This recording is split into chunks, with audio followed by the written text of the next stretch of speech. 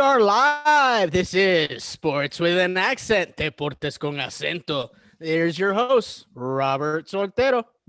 All right, welcome everybody to another episode of Deportes con Acento. The weekly co-hosts are here. Robert Soltero, Brian Rios, Seth Pollock, and Josiah Schuneman. And Timer. What's up, Timer?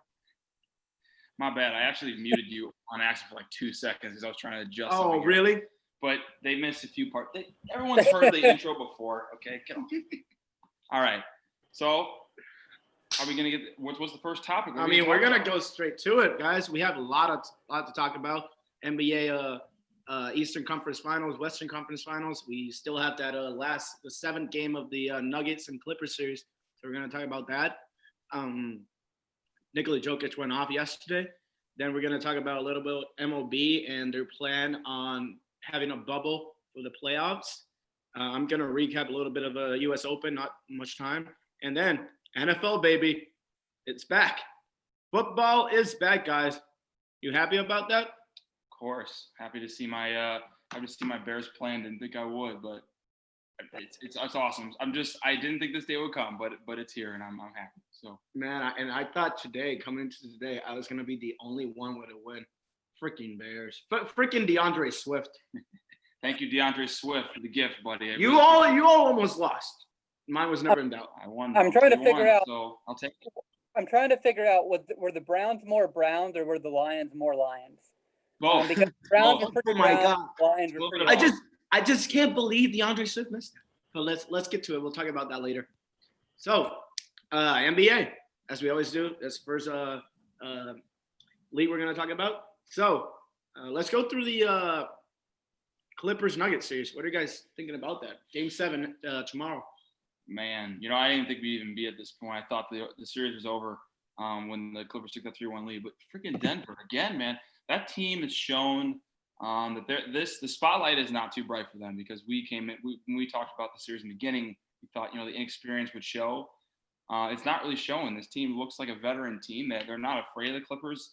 And I've been very impressed with how they played the past 2 games. Nikola Jokic looked like the best player on the floor yesterday, and he's been really good this entire series, despite the fact that Jamal Murray's been kind of held in check by this Clippers defense. And Michael Porter Jr. has had his moments in the series. Both the last 2 games, he's hit some big shots down the stretch. So I could not be more impressed with how the Denver Nuggets are playing. So they have a legitimate shot to go to the conference finals. The Clippers, man, they just don't look like the title contender team that I thought they are. Just the last few games, you can't lose those leads. You can't do it. Both games, they lost big leads. When you go up on a younger team, you got to keep your foot on the gas. And it seems like they took their foot off the gas both of these games, and they just don't look that good. But George and Leonard have played really well. The issue has been they're not getting enough help. Surprisingly, Lou Williams and Montrezl Harrell look like the shells of themselves. And, neither guy's been able to find a rhythm. So it's important that one of those guys, if someone, has to help George and Leonard out if they want to finish the series out. So that being said, I think I really want to go with the Nuggets to win this series. But I'm sticking with the Clippers here. I think Game 7 is going to be epic. I think it's going to come down to the wire. I think the Clippers will find a way to pull it out. But this has been surprisingly a really good series. It would be crazy to see the Nuggets do it again and pull up another 3-1 comeback. That would be absolutely insane. So your pick, the Clippers. Yes. Okay. Brian? Well, I'm picking the Clippers just based on the fact that this series would have been over. The Clippers would have closed out the last 2 games. It's not sure, the Nuggets, man, they sustained it and they pulled off a hell of a run last game, and it was amazing. They were down 19. I thought it was over. I was watching football. The truth is, I can't see them doing it. I can't see them overcoming the Clippers. I think the big problem with the Clippers really is that they haven't been able to close it out. It's like they have the talent, they have everything, and yet they can't close out games. It's like the Dallas Mavericks in the regular season. They couldn't close out close games. But I don't know what's happening. Hopefully they can get it together. I know Doc Rivers is the veteran coach, and he will be. I think that he'll get the team together, and I think that they will definitely beat the Nuggets. Now, I don't know about the Lakers. Like it looks harder for the Clippers now to beat the Lakers, because I think the Lakers are kind of hit it very well against the Rockets. They were playing really, really well together, and LeBron is just playoff LeBron now. And you see now they have playoff Rondo as well. Rondo. So like you can't ignore playoff Rondo. Like it makes like somewhat of a difference. It's a different team. So yeah, I gotta say that the Clippers will get the series, but it'll be tougher for them with the Lakers, especially now that they're going for a 7-game series with the Nuggets. So Clippers, your pick. Okay. So this is game 7. Like I've never felt less confident in a prediction for a game 7. I could see the Nuggets like running away with it based on what we've seen from the Clippers the last 2 second halves.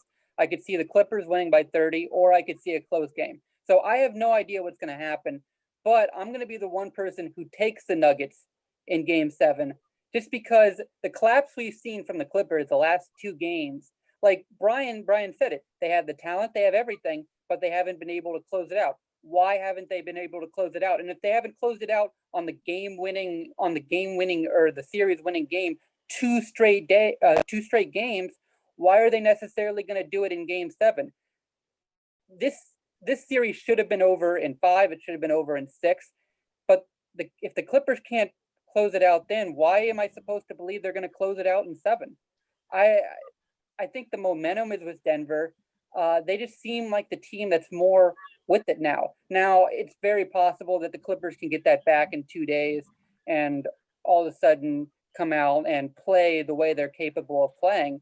But right now, I'm just seeing more from the Nuggets. I'm seeing a team that is supposed to contend next year, that should have been, according to some people, say, okay, well, we made it to the conference semis.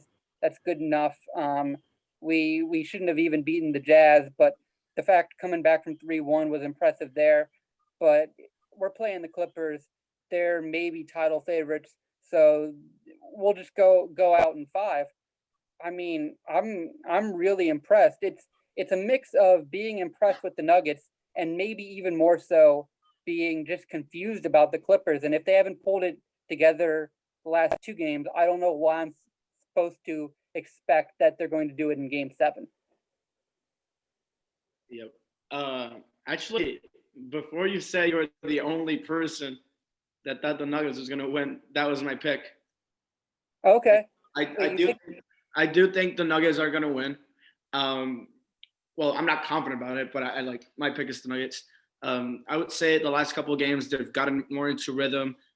Earlier in the season, they weren't as good defensively as they're used to. Mike Malone, knowing that he's more defensive coach than that's his prowess, and they laid off that a bit this year. And then the second half of the season, they were more into it, but then play stopped. And now you gotta get into rhythm defensively as a team. Like you didn't get that many games in the bubble, and now you go into the playoffs scenario where whatever's clicking is clicking. That's what you have to go with.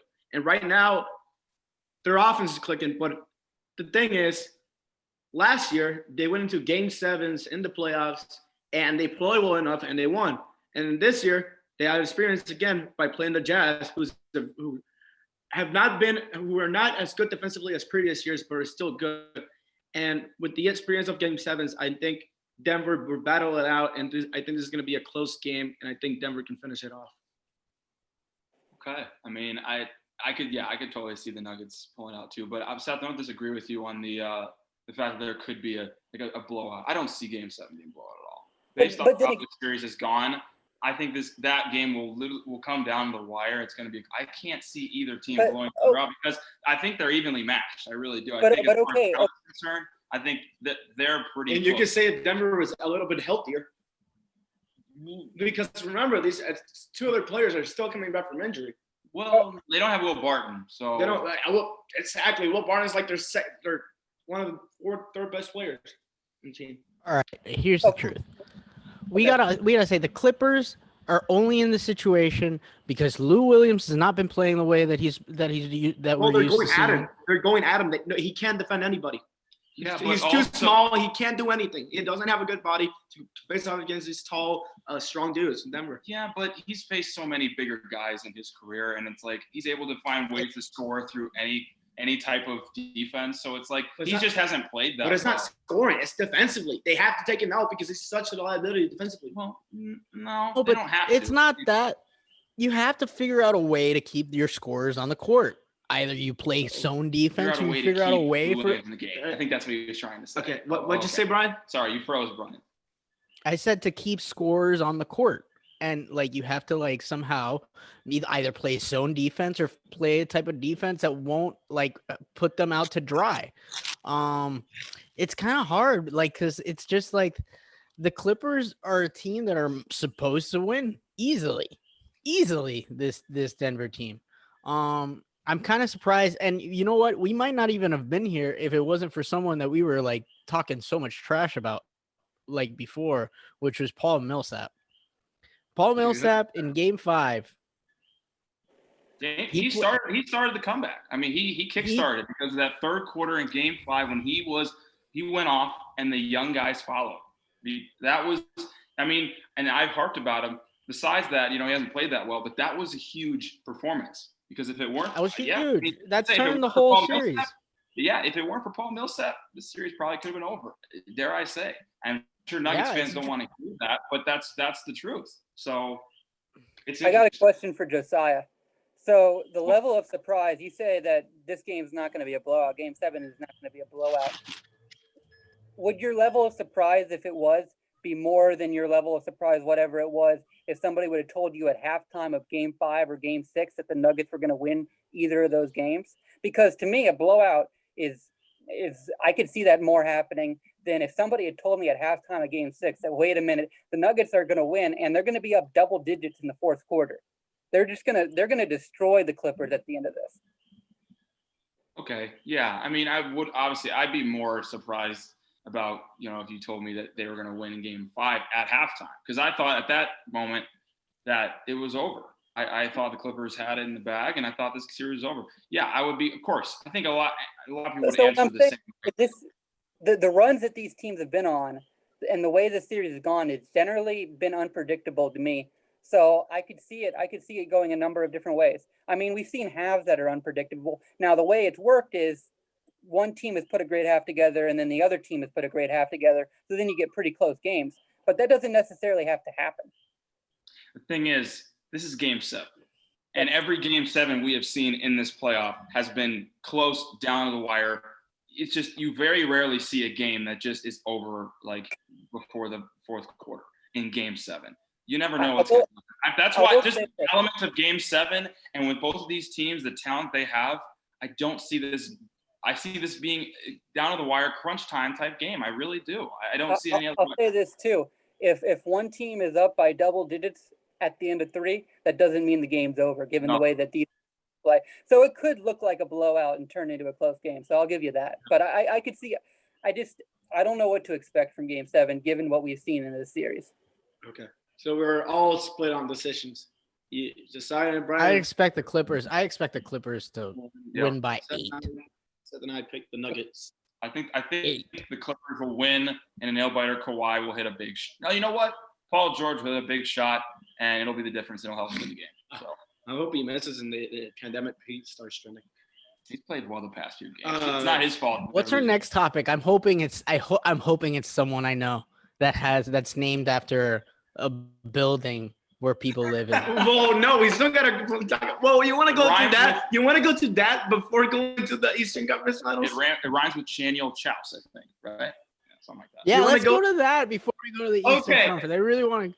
We're still. I want to make a graphic for this 7th then because going back to, bruh, it's you stupid of the week. You put it's you stupid, so it is you stupid. That makes sense. Wait, when you're talking about something being stupid. Okay. All right. So introduce the topic, Robert. Have you guys seen social media? He's doing that right now. You guys seen social media lately, and what happened in the Rockets series? They got manhandled by the Lakers. And in the last game, was it the last 2 games or just one game? that he missed? Not even the last 3. Okay. actually. So Last Daniel House. Last 3. Daniel House missed the last 3 games of that series because he led a test. What do you call that? A tester. So, yeah, he led a tester, a female tester, that into his room. She wasn't supposed to be allowed inside of the bubble whenever she's not working. So, yeah, that bad. Can I start this So off because I read? we go back. I think it's funny because the first time we did this type of segment, it was the same type of thing. It was really the same type of thing. Is this guy not here at all? What happened with the This? NFL Well, first of player? all, I don't think this guy listens to us, but but You know that for sure, though? I'm willing to bet that Daniel House doesn't listen to this podcast. I'm willing to. Big fan of Daniel House, but nobody. What you did is true. Well, what's not crazy to fan. me, his wife. I read an article today that his wife kind of ghosted him on social, like totally, she- like she, like, deleted threw- him shade off at him. social Yeah. media today, Yes. and I find that like, oh my god, like He has 3 kids also. Reap what you sow. That's By the what way, you his say. wife is pretty pretty. So But here, yeah, no, That's I agree. So it's kind of stupid that you went after women while you're in the bubble. When your family is probably Well, planning here's the thing. to meet you at the bubble. I love how that's what you point out. Just to point out, Daniel House is a pretty wife. So They were she's- stuck. They've been stuck there for a while. But I mean, it just shows there is a culture of sleeping around in the NBA that we have to admit. It's been there for years. Years. It's like longer than you guys have been alive and me been alive. Like, I mean, look what happened to Magic. I mean, it's not. Will Chamberlain. Yeah, I mean, but this is like a typical thing. Like, Delonte West. Whoa, okay. but here's the thing. He got like the problem is that you can't do stuff in the bubble. It's like you're just like all eyes are on you because there's nothing else going on that's like really sports entertainment. So it's like all eyes are on you the whole time, and it's like camp. If you hook up with someone, everyone's gonna find out. Like exactly like summer camp, and you can't take a tester in your room I just want to know. because I just want to know. I bet everyone, I bet all the players were totally hitting on testers. You can't say that just Daniel House I was. want to know who the hell figured out that she got in and like tipped the hotline, because apparently there's like a hotline in the bubble.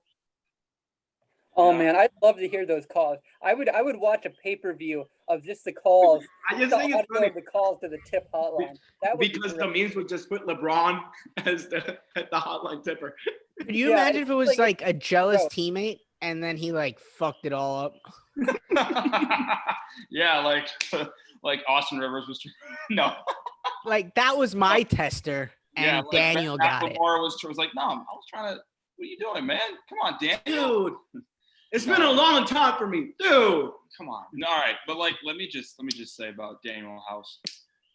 What an idiot, man. I mean, it's just like, first of all, Especially in the playoffs. you know the rules. They've made it pretty clear, and you break it anyways. You know, what that tells me, he doesn't care.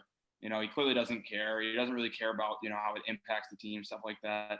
And it's really unfortunate because this is a guy that really he's one of those guys that grinded his way to this point. I mean, he was undrafted back in 2016, bounced around the NBA and the G League, finally got an opportunity with the Rockets a few years His ago. hometown Rockets.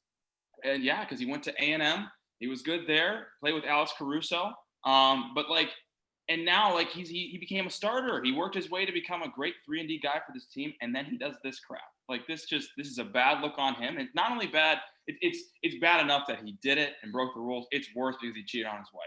And that is stupid.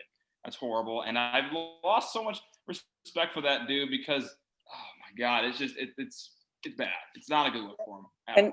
And with that too, you got kids involved, which makes Yeah. it even sadder. But I can imagine how they're. I how the kids imagine. feel. So this is happening while at the same time that teams that are in the playoffs are allowed to bring their families into the bubble.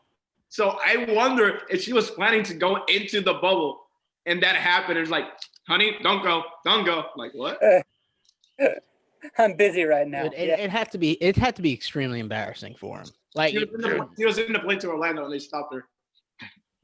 I mean, I'm sorry. I'm wondering what Daniel House is doing right now. He might be in a bender. I don't know I don't know what I would be doing. Might go I'd on be like, isolation for a couple months. He might be listening to our podcast. So shout out to him. Hey Daniel, if you're yeah, watching. By the way, it's Daniel instead of an I. it's Danwell House. Interesting. So, Yeah. But they always say it Daniel. Yeah, Don't they? I feel like everyone pronounces it Daniel. nobody on gives- TV. Maybe Nobody's that's used to saying maybe Daniel. that because everybody mispronounces his name, so he had to have a distraction from that.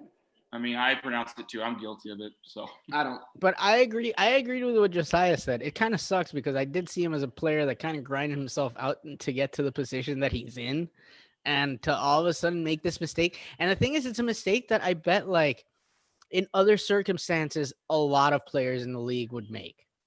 But in this circumstance, like, everyone in the league found out. Like, it's not only finding out, it's like the top story in like terms of like gossip within the bubble.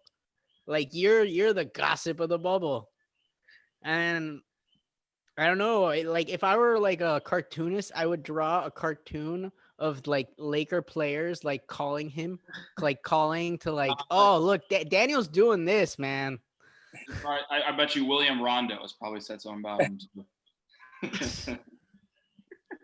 I mean, that thing with Westbrook was hilarious. That was so stupid. that was interesting. And then when he trash talked LeBron smiled at him. I loved it. What is family members? 3 and minutes. We have why is 3 it minutes always actually to family talk members about it. fighting Westbrook for some reason. Let's segue this topic real fast to D'Antoni quit. Oh shit! Yeah. Sorry, person. God, really? That we cursed many times in this I know. podcast. I know. Yeah, I've already said. Man, shit. it just here's the thing. Maybe it takes a year of absence and see how the market's then at that moment. Because I don't see any. I don't think you would any do it fit- for a I don't year of see any absence, fit- bro. Okay, but I just right now I don't see any fits for him. Philly.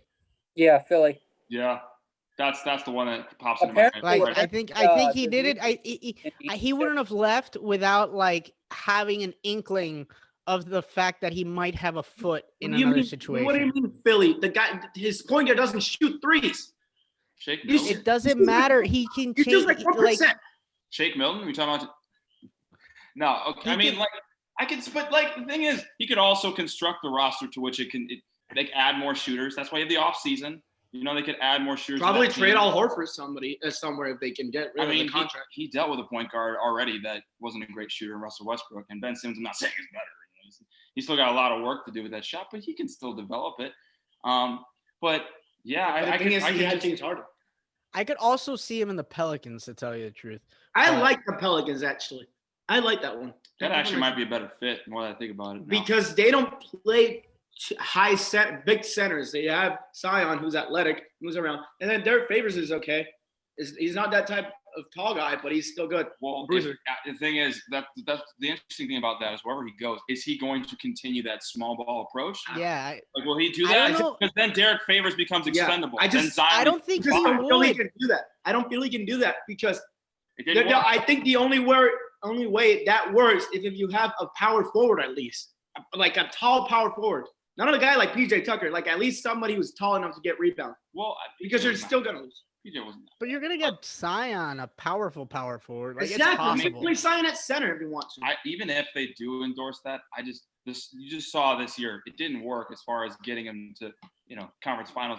You can win games with it, but can you have success in the playoffs? They showed it you can't, like I predicted from the beginning. So But maybe it I'm might not saying work. that he won't do it. He might still do it. And be like, maybe I can make this happen with these other guys, but I just don't think it works at all. Maybe it might work with a guy like Zion or a guy like Simmons, who is that tall and extremely athletic. I mean, I don't know. I have a feeling that I don't know. Like, it's a toss up. He's leaving on a great team with a system that he recreated to find a job of all these, like, this new pool of teams.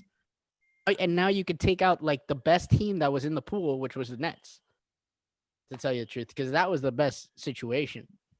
I just think his system, what he's been doing for years, it's worked really well. It's won him some games, but has he won a title from it? No, he hasn't. Has he gotten to an NBA Finals? I don't think he has. So No, yeah. I don't think his system as far as in the regular season, yeah, you can win games, but I think as far as success in the playoffs, winning championships, it doesn't work. I don't think he's a good coach, and there are guys buy into his system, but I just think the way that he runs his offense in general just doesn't work. It doesn't translate to wins in the biggest of games. So, that's my thing. I've always liked him as a coach, and his teams are fun to watch. When he had the Phoenix Suns, when they started with they were the ones that pretty much started the small ball era. So Brian, I saw your face earlier. Are you watching the Giants Steelers game? Yeah, that's why my face was, because Saquon's probably gonna get a easy touchdown right now. Yeah, you saw the muff punt. Yeah, that was crazy. But yeah, so it'll be interesting to see what happens with Mike D'Antoni. I just think with the players in this, to close his team where he could sign that makes sense for him, and he's not gonna sign there because they already have a coach. I think the system will work with players like the ones on the Mavericks, but that's not gonna happen because Rick Hollis is never leaving. I wouldn't say never, because he'll eventually retire. Yeah, but not now. The next Tony will probably retire. And I think he'll probably retire in the next 5 years. They have, and the way they move the ball, it's like the system D'Antoni runs. Sort of. I would say it's the exact same. Now you do have a guy that handles the ball a lot with Luka. I could see that working out if that were to ever happen. They have shooters. So, yeah, maybe. But again, yeah, they have Rick Carlisle. I don't see them letting him go anytime soon. So that's just wishful thinking. Yeah, I seriously doubt Mark Cuban would fire Rick Carlisle. If I'm the Wizards, I get rid of Scott Brooks and sign Mike D'Antoni. With the Wizards? Yep. The Wizards need a lot of things. That team's got a lot more talent if they want to even if Mike D'Antoni wants to. Oh yeah, but I feel like it. I don't see that one. They got too many big. I don't like Scott Brooks. Why don't you like Scott Brooks? All right. Next topic of the NBA. We should talk about the Eastern Conference, shouldn't we? Eastern Conference Finals, baby. We got the Miami Heat and the Boston Celtics. Sorry, I need to say it. I just need to. So, what happens here, guys? Well, this is for all the marbles to get to the finals. Yeah, this is a very interesting series. On one hand, you got the Boston Celtics. They have a ton of firepower. They got a great young core with Tatum, Brown, Walker, Smart. They could get Hayward back mid-series. So that they're a fun team, and they look like a really good team. The Heat, they're deep, they're well coached, they're tough-minded. They're led by Jimmy Butler, who looks like one of the best players in the bubble right now. So I think this series, I think everyone can agree that this series is going to be a deep series for sure. But I'm going to stick by what I believed last week, and I think the Heat take the series in 6 games. Like I said before, they're on a collision course to go to the NBA Finals. They're just clicking right now a lot, and they're 8-1 in the playoffs. And you got a team. You could say the Celtics are the better team, but right now the momentum, the Heat are riding all of it right now, and I think because of that, I like them in that series. But one of the few factors in this, the match is going to be great. Jimmy Butler and Jason Tatum and Marcus Smart. And Jimmy Butler. That's going to be the match to watch. Yeah, but I'm talking about the 2 best players on both sides too. But okay, so Bam Adebayo I think is going to be huge in this series because and we've said that regular season games don't matter. Matchups do though. So when they play in the regular season, Bam Adebayo absolutely killed them in the paint. And I feel like he has to be the best player in the series. And I think he will be the best player in the series. And, the 3-point shooting definitely will be a factor. We'll see how the Celtics defend that with the Miami Heat. But 2 guys, one guy for each side. We know about Tatum, Brown, Butler, and Adebayo. They're going to get there. So I think 2 players could be the difference in the series. Marcus Smart, Goran Dragic. I think whoever plays better out of those 2 guys, that could be the difference in this series. Because you look at Dragic and how well he's played since he got the starting job back to start the playoffs. And you look at Marcus Smart and the big plays he's made. I think really those 2, whoever outplays the other, I think could be the difference in this series. Heat in 6. I like that matchup decision because I mean Marcus Smart was playing so good. Like he was playing like beyond Bro, himself yeah, I'm in the just last gonna series. stop for a minute. After that game and during that game 7, after that, he made that horrible floater when that hit the top of the rim. After that possession, he's just balled out, like offensively and defensively. Because And after that was like he's a high that was like, energy guy. And yeah, he's also like a hot hand guy. Like when he has the hot hand, just give him the yeah. ball. And you don't Because need him he's to be the streaky. shooter he is. He's Um the hustle guy. I mean it's a very good series. It's very hard to even pick a winner. It could easily go 7 games. It could easily go either way. Um they're both like relatively young teams with no real like like there's no big clashes. um I don't know. I agree with you. Goran Dragic, if Goran Dragic balls out and he becomes like the X factor that he's supposed to be, like it would make a difference for the Miami Heat. And if Marcus Smart changes like the game, he'd be great. But I mean, this is all up to Tatum and becoming the adult that he's supposed to be. At this point, Tatum has to show that he is the better player than Jimmy Butler. I think he's the best player in the series. And Tatum has to show that he is the best player on the court every game. Every game. Because that's what going to the NBA finals is all about. And it's already his 3rd year in the league. And he has to this has to become his graduation, his moment. And he has a lot of players that can help him in his system. I mean, he has Brown, he has Walker, he has Smart, he has we might see a little Gordon Hayward on this series, but it has to be Tatum. Like Tatum has to be the alpha because and hopefully that's what we'll see in the series because if not, Jimmy Butler will take this series from under him. He will take over the series, he will take it over mentally, and they will not recover. And that's what I like because I think that Jimmy Butler, his mental fortitude is so strong that he is that's what makes him a different player, and that's what makes him a very dangerous player.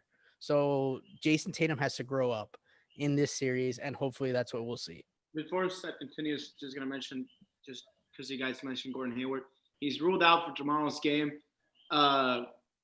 He said Brad Stevens says that he could possibly be seen late this week. So maybe game 2, I don't know, game 3.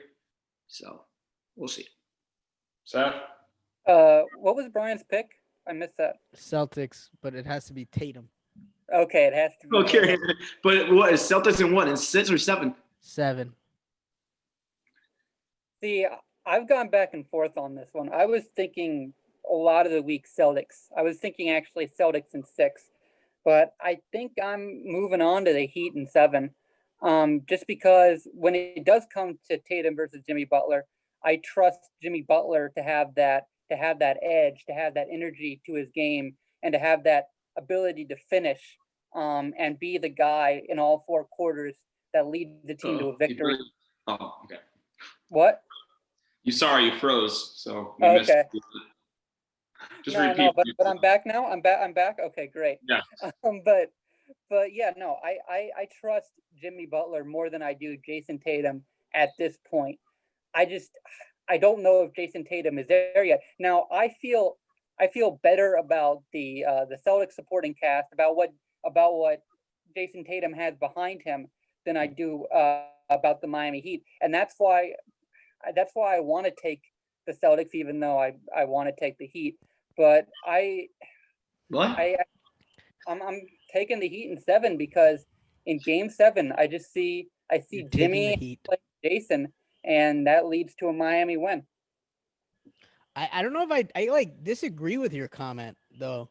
Robert gets about the supporting cast around the Celtics being better than the supporting cast, like around Butler being a better supporting cast than. I'm the same. Same way. I think the Heat have the more. Yeah, the Heat have a bunch of shooters. Top to bottom, I think the Heat are better for sure. Yeah, the top to bottom, the Heat have a better roster. I think the Celtics just have like good rotation players, and like that's really what helps them because deep in their bench it's very hard for you to utilize those players. I mean, they just have more people than me that scare me, that I feel like can help in this series. You mentioned Marcus Smart, Kemba, Jaylen Brown. They just, to me, have more guys that I could see if Jason Tatum has a bad game, kind of, and if Gordon Hayward comes back, more guys that I could see kind of stepping up if Jason Tatum is off than I feel like the Heat do if Jimmy Butler's off. Just so you guys know, don't talk too loud because apparently Robert is. No, you, because you're next to me. You're like literally screaming next to my ear. It's not like you do that every single time. No, I don't. You do. Okay. What are you gonna say, Robert? So you're finished that? Yeah, I'm done. Okay. So you said Heat in 7, right? Yeah, I was thinking Celtics a lot of the week, but I changed. Talking in my ear, it's so loud. Jeez. Okay. So speaking about supporting cast, before I dive into all of it, the previous series, the guys that we haven't talked about yet, and that you guys haven't mentioned, I would say that were big factors in the Raptors series, and those were Daniel Theis and Robert Williams. They were really good in that series. Robert Williams, when he came off the bench, every single game, he gave his energy all the time. And I've never seen a Robert Williams as good as he was in that series. And for you to play as in previous series and games, if Robert Williams made one mistake, he'd be out of the game. I feel like Brad Stevens is trusting him more, and he deserves it the way he's been playing. So I love to see that. And in this series, he's going to be really important because there's going to be times where you're going to put Williams with Adebayo because they're both athletic. Not all the time. You're going to leak Theis most of the time. But there's some times that you're going to want to have Theis because of his athleticism to be with him. What? I just don't think this is Robert Williams' series to play in, though. Because he Yeah. knows that series because the Raptors, athleticism. Bam is a big dude. I mean, I just feel like his length could be an issue. I don't think you want to have Robert Williams in the game. I don't you think should always have Daniel I don't Theis think in you. the game. I think this is an Enes Kanter know. type series, not Robert. I think you can. I saw Greg Williams play well too. Grant Williams. Grant Williams. I'm sorry, I'm confusing I mean, with the Jets defensive coordinator. He made the game-winning block. Yeah, exactly. So I mean, One of them because I Marcus Smart. see Grant Williams actually getting more minutes. Grant is gonna play. Grant is always. He's one of the best guys that does everything and doesn't put it on the stat sheet. His plus minuses are insane from the regular season, and the thing he's doing now in the playoffs, he's hitting 3-point shots that he didn't. He started his career shooting 1 for 25 from 3, and he's shooting like 40% in the playoffs right now. So And I think that's exactly why he's going to play more. yeah, I definitely think he's going to play, but I still He's think going to play more than the other Williams that you just mentioned. Yeah, he maybe. I just feel like he Robert. will. I'm telling you. No, right he yeah, will I- at the end. No, I just All don't right, think it's a good matchup. The only for reason Robert he Williams. made I think that he block, is. the only I don't think it is. he made that block, Robert. He made that block. Remember? So Yeah. you mentioned that he made that I'm game-winning not block. saying he's not going to play. He's always going to play because Grant Williams. He made that block because Theis got in foul trouble, and they put him in. They didn't put the Williams that you're talking about. When Okay, he does play, he can't play because center. the He'll play forward. Raptors went small. That's why you put Grant Williams there. Yeah, but that I just think That's the Heat's length. But Okay, he also has the body. I Kanter's think gonna he play has more. enough body to. He's going to play more because the put on backups from Adebayo. Miami, the tall guys from Miami are not that strong, and Kanter can play well defensively, offensively against them. That's why. But you can still have Robert Williams because those guys, like Robert can't Williams. play all your Robert, big guys. No, I know you can't. You can't Well, do you all Play of it. 4 big guys. I That's know.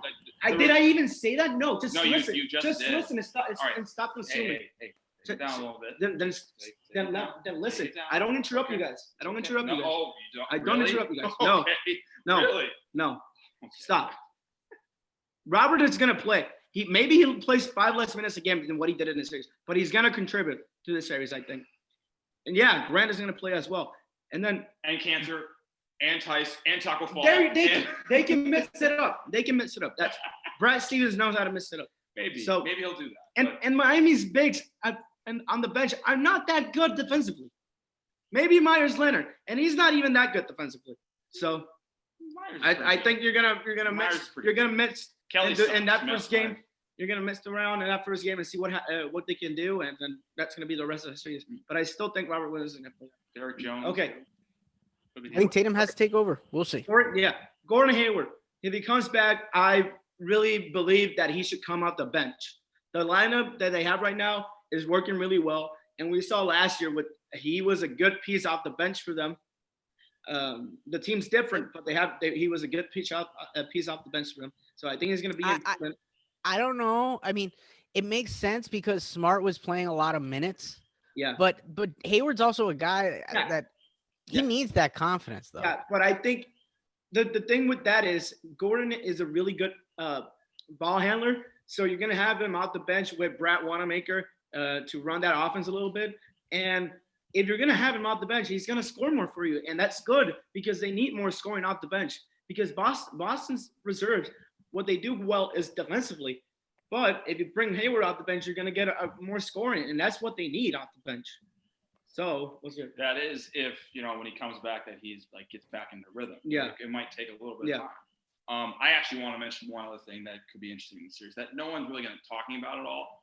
Jay Crowder, who has played the best basketball of his career, arguably. I mean, you look at what he did against the Bucks; he was unbelievable. And he was throwing in that trade. And keeping in mind, the Celtics let him go. I think Crowder took that personally, and this is a series that could be important for him. We let him go because of Gordon Hayward. But Crowder did. I think he did take it personally, rightfully so. I mean, when you get let go from your team, the thing and that he's playing them now. The thing that he took personally there, he didn't really get let go for Hayward. He got let go for Kyrie. We're on his Twitter saying, "You're gone from Boston. We want Hayward. You gone." And it wasn't because this series can help improve.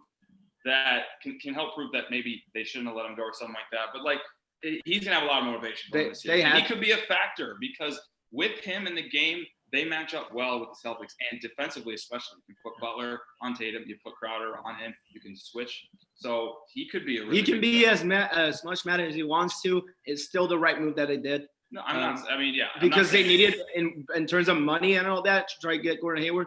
And when they got rid of Isaiah Thomas and get all that cap space they needed, it was a good trade. And Josiah just hit a very interesting point, which I did mention last week, which was that his presence there lets Jimmy not have to be the tough guy. Yeah. That's the truth. Like Jimmy was the tough guy in Philadelphia, was a tough guy in Minnesota, was a tough guy in Chicago. The fact that Jai Crowder is there in the Heat starting lineup. Crowder. I mean, sorry, Crowder, whatever. Jay Crowder. Did I mispronounce his name? That's the only thing I did. I said Jai instead of Jay. It's Jay. Wow. There's so much less things. I hope I could have done. Listen to you say that name. I'll take it personally. It's almost like I could have called him Jamison Crowder, like the freaking Jet. I don't know. There's so many things that could have gone worse there. But are both listening as we speak right now. And also PA. But the fact that he's the tough guy there, it totally gets a lot of weight off Jimmy, especially on the defensive end. Yeah. So Jimmy can be more Jimmy in the offensive end. So yeah, but here's my thing: if you're gonna put Jimmy against Marcus Smart, then it's gonna be hard for Jimmy to score. Jimmy's not gonna guard Marcus Smart. No, around the other way around. Oh, well, Smart's gonna guard Butler. Okay. Yeah. You could have said that. Yeah. Okay. Well, anyways, I think his offensive production is gonna go a little bit down. So wait, what was your pick, Robert? How many games? What was your pick? Well, I haven't finished because you stopped me. So the other thing we haven't mentioned is Kemba Walker. Kemba Walker in this series, the last couple of games, he was a non-factor that much. In game 6, he scored 5 points in 51 minutes. That's not acceptable for a point guard that just paid $200 million to be your point guard of the future right now and to help these young guys learn. And yes, Jason Tatum is going to be the X factor here for the Celtics to move on. Well, no, he's the best. He's the best player. Yeah, he's the guy. Everyone knows he's the best player. But Kemba Walker, if we're talking about the guys who have to step up, it's him. Okay, I get it. Miami's not going to do what the Raptors did defensively because they're not going to Boston won against him. But he's got to improve. If they try and do that, he's got to improve. But the thing is, Milwaukee, aside from Jimmy Butler, they do not have good defensive guards. I was gonna say So this is the time for Kemba to be feasting on them. So Kemba's definitely got to be the guy to average 24, at least 22 points a game. He can't be scoring 14 points a game. Yeah, Dragic and Nunn are not that good defensively. So this is the series. He's got to be the key. Yeah. Because he wasn't close in games in the last couple games, and we know Kemba's been a good closer of games before. He's done it in Charlotte. He did it in the series against the Sixers. He can do it. If games go to the wire, Kemba's got to step up. It can't be just Jason Tatum and Jaylen Brown. And I agree with you. And before, because I don't think I'm ever going to be able to mention this again, did you guys catch in Game 6 how open he was and Marcus Smart took that shot? Yeah. At the end of the game? Like how like literally open Kemba was to take like a shot in rhythm. Mhm. And Marcus Smart just like faded away. You know, I would be surprised in a lot of these games in the series don't go over 100 points. Oh yeah, this could. This is gonna be a defensive game. This is gonna be enjoyable. This is gonna be really enjoyable for fans who like defense a lot. Maybe not every game, but there could be some games in this series that could be like 90. I can see a lot of games. Where the Heat get hot from 3. I mean, they will. But you got two Boston's really good defensive teams, so there could be some games where they both are playing really well, and we could have like a 94-92. By the way, Boston had the 14 pick and Miami had the 13 pick. Imagine if Boston would have got Tyler Hero instead. That's 2 times Tyler Hero has slipped through me. With Wisconsin and now with the Heat. Sucks. And hopefully he doesn't go off in this series and make you more pissed. I mean, this is the rookie. Like the rookie's gonna be important in this series. He's been good all 20 years old in the conference finals. How many 20-year-olds and key players? Jason Tatum did it at 19 and averaged 18 points a game against LeBron, and they went to Game 7. So, I mean, but he wasn't the best player. But yeah, I mean, you can. I mean, he kind of was. He kind of was. Jason Tatum was. Kyrie Irving wasn't there. 3rd. Kyrie Irving was. Terry Rozier. Kyrie Irving wasn't Brown, there. Al Horford. It was a team effort, I think. Yeah, but the best scorer on that series was Jason Tatum. Well, LeBron was the best scorer in that series. Still, this will be his graduation. He has to graduate. Yeah. Also, before we leave, because we got to finish this down. But these guys, they might be. Boston's the youngest team of all these teams, but they've already had the experience before. Now's the time. Like they went to Game 7 in the Eastern Conference Finals like 2 years ago against LeBron. So now's their time to shine and see if they can actually do it. Like Brad Stevens, this is going to be a very important series for Brad Stevens because he hasn't been able to do it before, and he's got the team to do it now. So let's see what happens. But there's only about a few players that were in. He's not in the hot seat yet. He's not. I'm not saying he's in the hot seat. He wouldn't. I don't think he's in the hot seat in the near future. No. But he's just signed a contract, 4-year contract. But the last couple, he's been there before, so he's got to get over the hump. He's got to, take the next step in the playoffs. Yeah. I don't know. I like Eric Spoelstra leading that team to the finals. He's shown that he can win the finals, lead his team in the finals. Jimmy Butler, I think he's got house money too. I mean, the pressure's on both him and Jason Tatum. So Jimmy's just trying to get over the hump too. I mean, this is the first time he's been in the conference finals. So, but as I said, I think the Celtics go as Kemba Walker goes. Okay. So you and Seth think the Heat win you think in 6. Yeah. Damn. Dude, that's still a deep series. There are a lot of people say I say Celtics in 7. I could see it going 7. I'm not saying that any of your guys. And wait, Seth, you said in 7 or in 6? 7. Okay. I just think 6 because the Heat. Maybe they just hate Boston. No, there are a lot. Maybe they'll just keep the foot on the gas like they did on the Milwaukee Bucks. That's what I'm saying. That's what could happen. I'm saying I think that probably will happen. Okay. They might impose their will a little bit. So we went. Yeah, it was a long NBA topic. So let's move around. Move on to the MLB. It's gonna be a little bit quick. So yes, MLB mentioned things that are happening lately. Yesterday, Alec Mills for the Cubs threw a no-hitter. This guy in his 15th career start in the MLB, a 28-year-old former college walk throws a no-hitter. Former college walk-on at UT Martin. Yes, you probably never heard of UT Martin. Actually, I have. So, well, you and I have, but a lot, people that listen might have not heard of UT Martin before. Hawks? We played them a couple You years know, ago. Seth, you know every college imaginable. So I mean, we played them. Brian's probably never heard of UT Martin. See? I bet most people have, though. The No. Skyhawks, I was right. No. I'm going to say no. No, I'm willing to say no. I didn't even know who they were before Mizzou plays them. Casual Football. football fan has no clue. Yeah. So, Yeah. Or college. good for him. It's very hard to throw a no-hitter. Do it in your 15 career start for a guy like this is a storybook right now for him. So, what? Storybook. Well, yeah, for a storybook like his career. You just say it's a great moment. in his Yeah. career. Storybook I don't moment. know. of Yeah, his you can career. use any words. I you think you were want. trying to say something. Yeah, I just But hey, 2 Chicago pitchers now. Both White Never Sox happened and before. Cubs. That's crazy, man. I love it. It's Well- great to see Chicago. I mean, the Cubs are doing really well. I mean, it's great for Chicago, but so are the White Sox doing really well. I'm No, gonna the get White to them. Sox I'm don't. gonna get to them in a little while. I mean, we're not really gonna. Well, yeah, with the last. I mean, we can talk about anything with this topic because it's a freaking no-hitter, man. I'm so proud of the guy. He's 28 years old. Oh my God, from a college that he walked on unknown, like crazy. And what a great job David Ross is doing on the I think- Cubs. I gotta think say. I think in the minors he threw like 300 innings or something.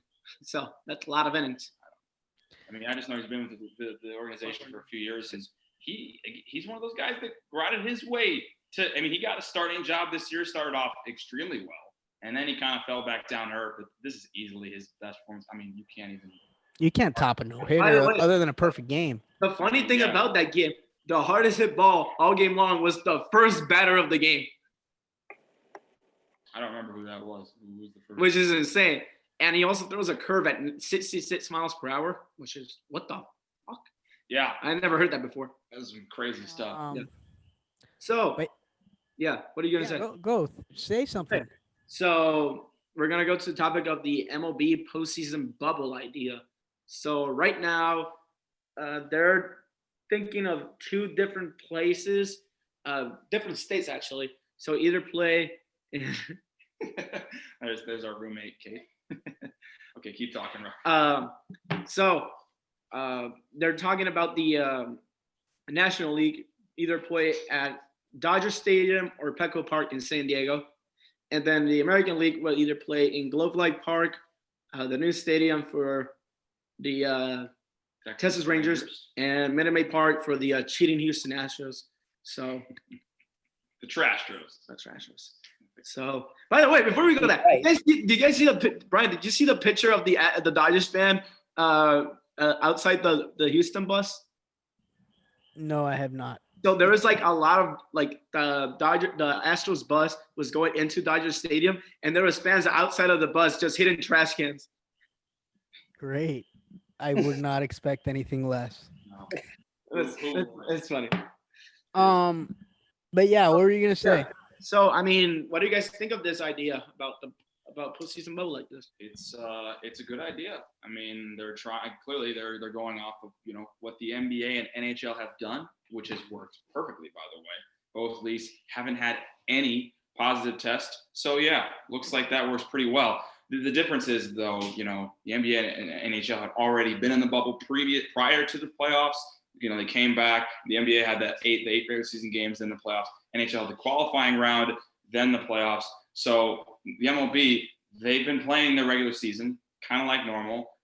They've lessened the travel a little bit for the teams. They've had them play a little more locally, but still, traveling a little bit. So it's going to be a bit of an adjustment for players. And I think that's why some players, I think, are a little concerned about that part. But it's the exact right move, to limit as much travel as possible.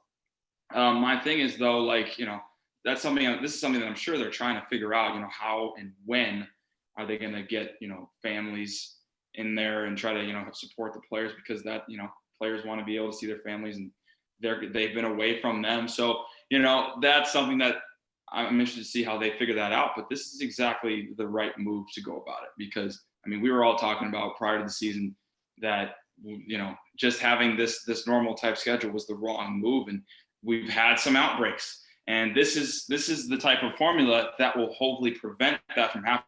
Because you can only imagine if one player tests positive in the playoffs, and then it screws everything up, because then teams will immediately have to go to the alternate site and try to bring guys up for their next game who knows if it's one player, it could lead to more, and that could be a disaster. So I like the move, and hopefully we'll see what they do about families and stuff. But it's a good idea. By the way, the World Series, if this plan goes through, which is expected to be be approved, the World Series will be at like the Texas Ranger Stadium. Yeah. I mean, It's nice. I like it. I'd be interested to see if like a one of the teams that of this stadium makes the playoffs, because they would have like a total advantage over like any other team. Los Angeles the No, Dodgers. so Houston Astros with their cameras and all that. I mean, but it's interesting. I mean, I don't know how the postseason would work otherwise. I mean, it possibly could work, but I mean, this is great because it limits travel. I mean, and because it limits travel between series and series. Like, I mean, you're not traveling back and forth from like your opponent's home or whatever, and it seems a little bit more neutral, like the competitiveness. I understand how it would work in the playoffs. It is, I think, a lot harder than the NBA bubble because teams have twice as many players as an NBA team. And they also have a lot of coaches. So it's not like there's a lot of people in like each organization to like all of a sudden bubble for like this playoffs. Also it's a bigger playoff pool. So there's going to be twice as many teams as usual in the playoffs. Yeah. So like there's a lot of things to think about. I think I like the fact that there's a National League bubble and American League bubble. I almost feel like they should maybe add like another 2 bubbles. I don't know why, but I feel like it'd be too big if it's. But the point of having like 2 of them is to limit travel. I know, no. I agree with you, but you could still limit travel within each series, and there's a shit ton of series to be played in like 4 stadiums. I don't know. I like it this more this way. One. But I don't know. We'll figure it. They'll figure it out. But I mean, yeah. I don't know. Seth, what do you think? Yeah, real quickly, I'm going to get back to the no-hitter. I'm just going to mention for the first no-hitter for the White Sox, when the White Sox threw the no-hitter, Robert texted me to turn on the White Sox game, and I pointed out it was a no-hitter. I was like, oh, cool, a no-hitter, like 7 innings in, and it was finished. So there goes that superstition forever. That's not a thing. Can I just tell you right now, that's not a thing. You can't mention that it's a no-hitter. You can say when a no-hitter is happening. Anyway, to get back to the bubble, no, this is what we said the MLB should have been doing from the beginning. Like the MLB should have had hub cities or something like that. And what's interesting to me is, I mean, I'm glad they're doing it now. I'm surprised that it's going this well, 3/4 of a regular season in. Remember, Josiah and I think we both had it at 15%. Whether you gave it a week. You gave it a week, man. What? You gave it a week. But it's not like it wasn't. No, because fair to say that though. It was totally we had fair 2 teams. I gave it a month. So. Okay, congratulations. Yeah, wow, good job. We had 2 teams who were having huge outbreaks, and I mean, I thought maybe it would spread to other teams, and then if we had 7 or 8 teams in an outbreak, what do you do? So the fact that it's gone this far, we had a little bit of a scare with Padres and Giants, but we had a false positive there. But the fact that it's gone this well so far, is really kind of amazing to me. Maybe the idea of these after the Marlins and Cardinals outbreaks, players have been doing a better job of following the protocols. But even with the protocols, I thought something was going to happen given how widespread the virus is in this country. So, I mean, props to the players, because I think it was a dumb plan and it's worked out at least okay this far into the season. So props to them. I like the idea. I kind of agree with Brian that I could see more hub cities, especially if we're talking about having San Diego and LA and Houston and Dallas.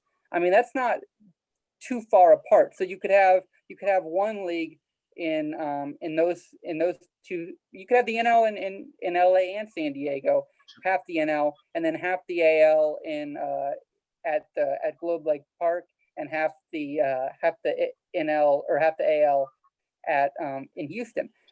But I'm just glad that the MLB is finally doing this, because this is how we're going to get a World Series this year.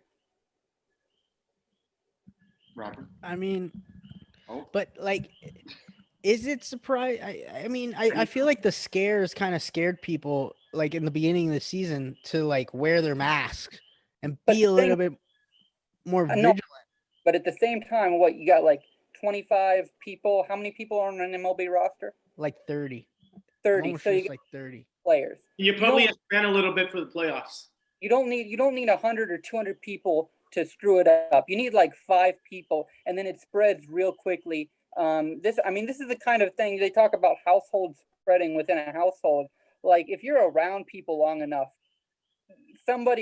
if one person has it in a household, it's very likely that everybody in a household is going to get it. Whether you do a pretty good job, if you do a good job of following protocol in the sense of trying to stop high risk activities, you're going to have a better shot. But still, from it traveling from one person to 3 people to 5 people to 7 people in a clubhouse, I mean, it happened real quickly with the Marlins and the Cardinals. I could see that happening with another team.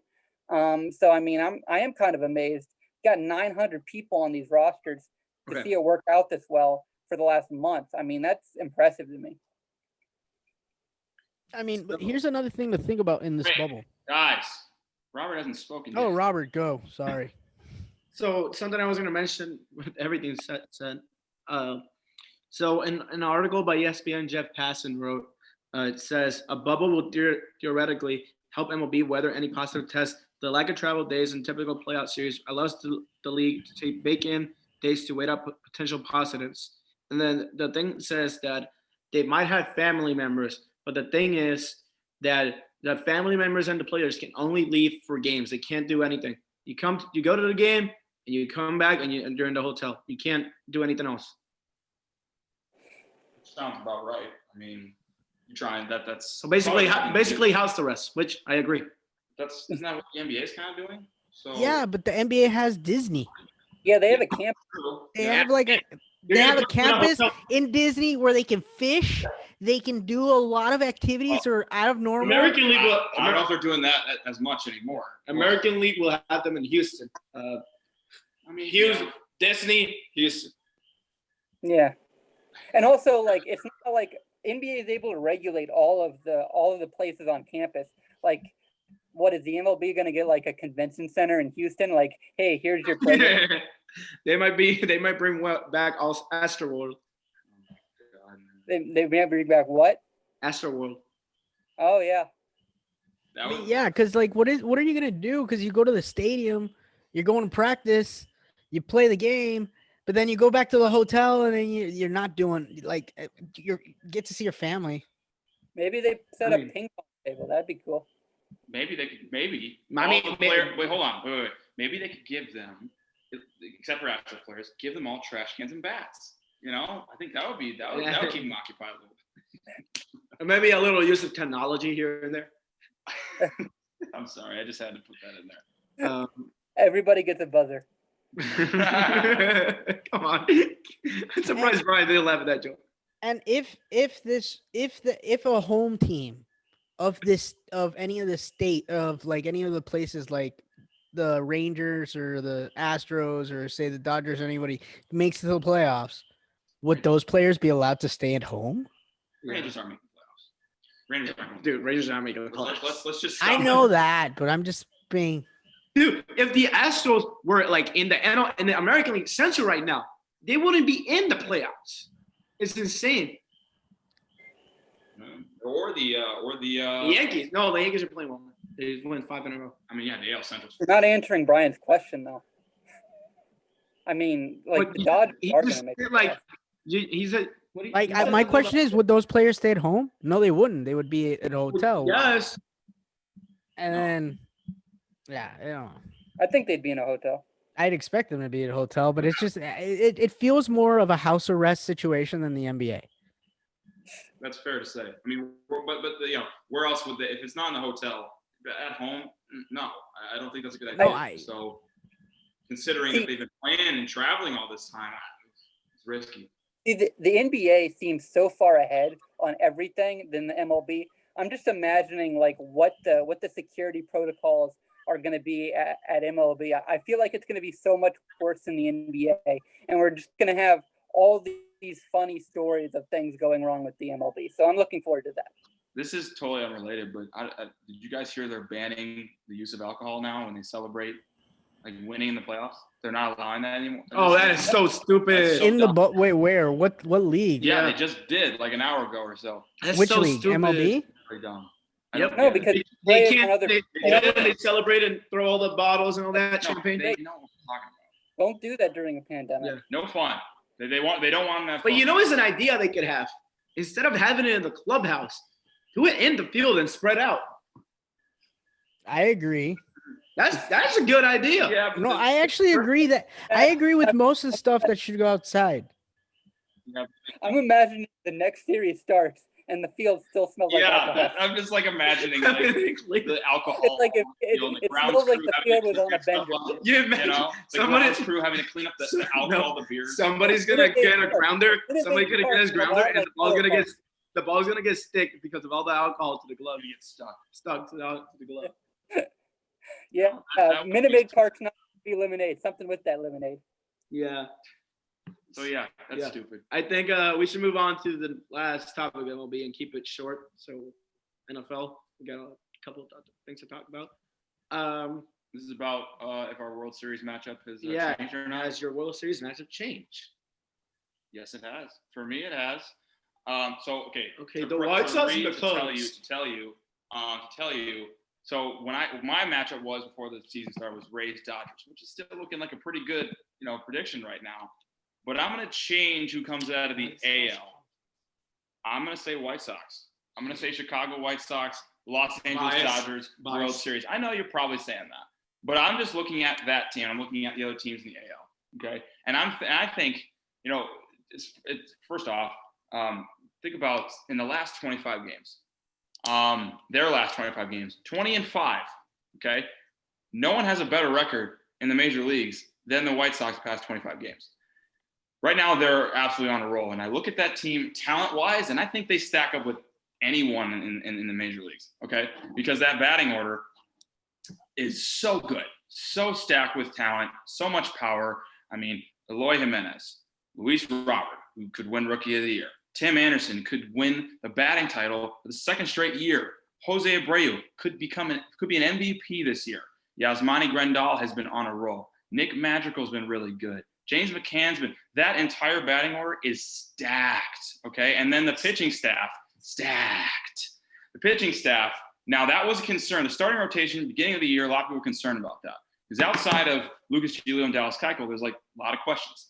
But I like the three-headed monster of Giolito, Keuchel, and Dylan Cease, who has really stepped up this year and has had a good year. Now, the fourth and fifth spot, a bit of a revolving door because there's been some injuries. Renato Lopez, Carlos Rodon. Lopez came back, looked good. Dane Dunning, ever since we called him up, has looked really impressive. And I like that bullpen.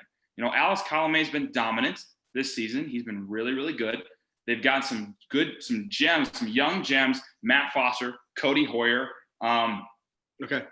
Evan Marshall. If Aaron, I'm still talking. If Aaron Bummer comes back before the season's end, he's really good. So that team right there, I think they can beat anybody in the AL. And yeah, okay, you might think I'm biased, but I seriously believe it. And the A's lost Matt Chapman, so that opens up some opportunities for other teams. And I think the White Sox, not only can they get to the World Series, I think they can win the World Series. Not saying they will, but I'm saying right now, and I could be wrong. I'm not the most confident about it. I'm pretty confident, though. I think the White Sox and the Dodgers will be in the World Series. I'm saying right now. You heard it here. Before you guys talk, I don't think the White Sox are going to be in the World Series because you only need 4 pitchers in a starting rotation. But aside from Keuchel, none of those guys have postseason experience, and they're young. Okay. I don't believe in them in the postseason right now. Like at least that rotation. That's fair, but this is a crazy season. Keep in mind, this is a weird season. You never know what could happen. You never know. Lucas Giolito might be unproven. Sure. Didn't But you he say is one of the best pitchers there is. Okay. So I think he's going to carry that into the playoffs. I believe that. I get it. The youth thing, that's fair. That's totally fair. And you know what? I do see that. I understand that a lot. I just think this team's hot and they're getting hot at the right time. In the playoffs, you need pitching. I just don't think the pitching is. I just told you who they have. Cease, Keuchel, and Giolito. That's a good staff right there. That's a good staff, but doesn't have position experience. So Okay, you can say the same for quite a few other teams too. Didn't you say though, Robert, that the White Sox were the team you were most scared of in baseball? Yeah, what happened I to mean, that? I am, but I'm not scared of their pitching. So, but you don't think they'll make the World Series? I mean, they're the team. I mean, You don't think they contended? They could, yeah, definitely they could. But I'll pick the Dodgers if it's against the White Sox. Okay. I mean, I would. Oh, okay. So they are saying they'll go to the World Series. They could. That's not my pick, but I'm saying they could. Here's the thing.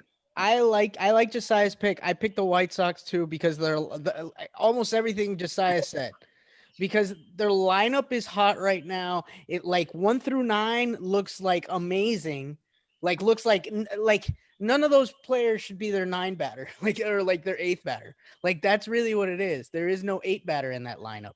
And the other thing is if you look at the record, the White Sox have the best road record in the MLB right now at 16-7, and that in the playoffs is going to be huge because no one's going to be comfortable in this whole bubble playoffs. No one is really comfortable in this whole season in terms of traveling.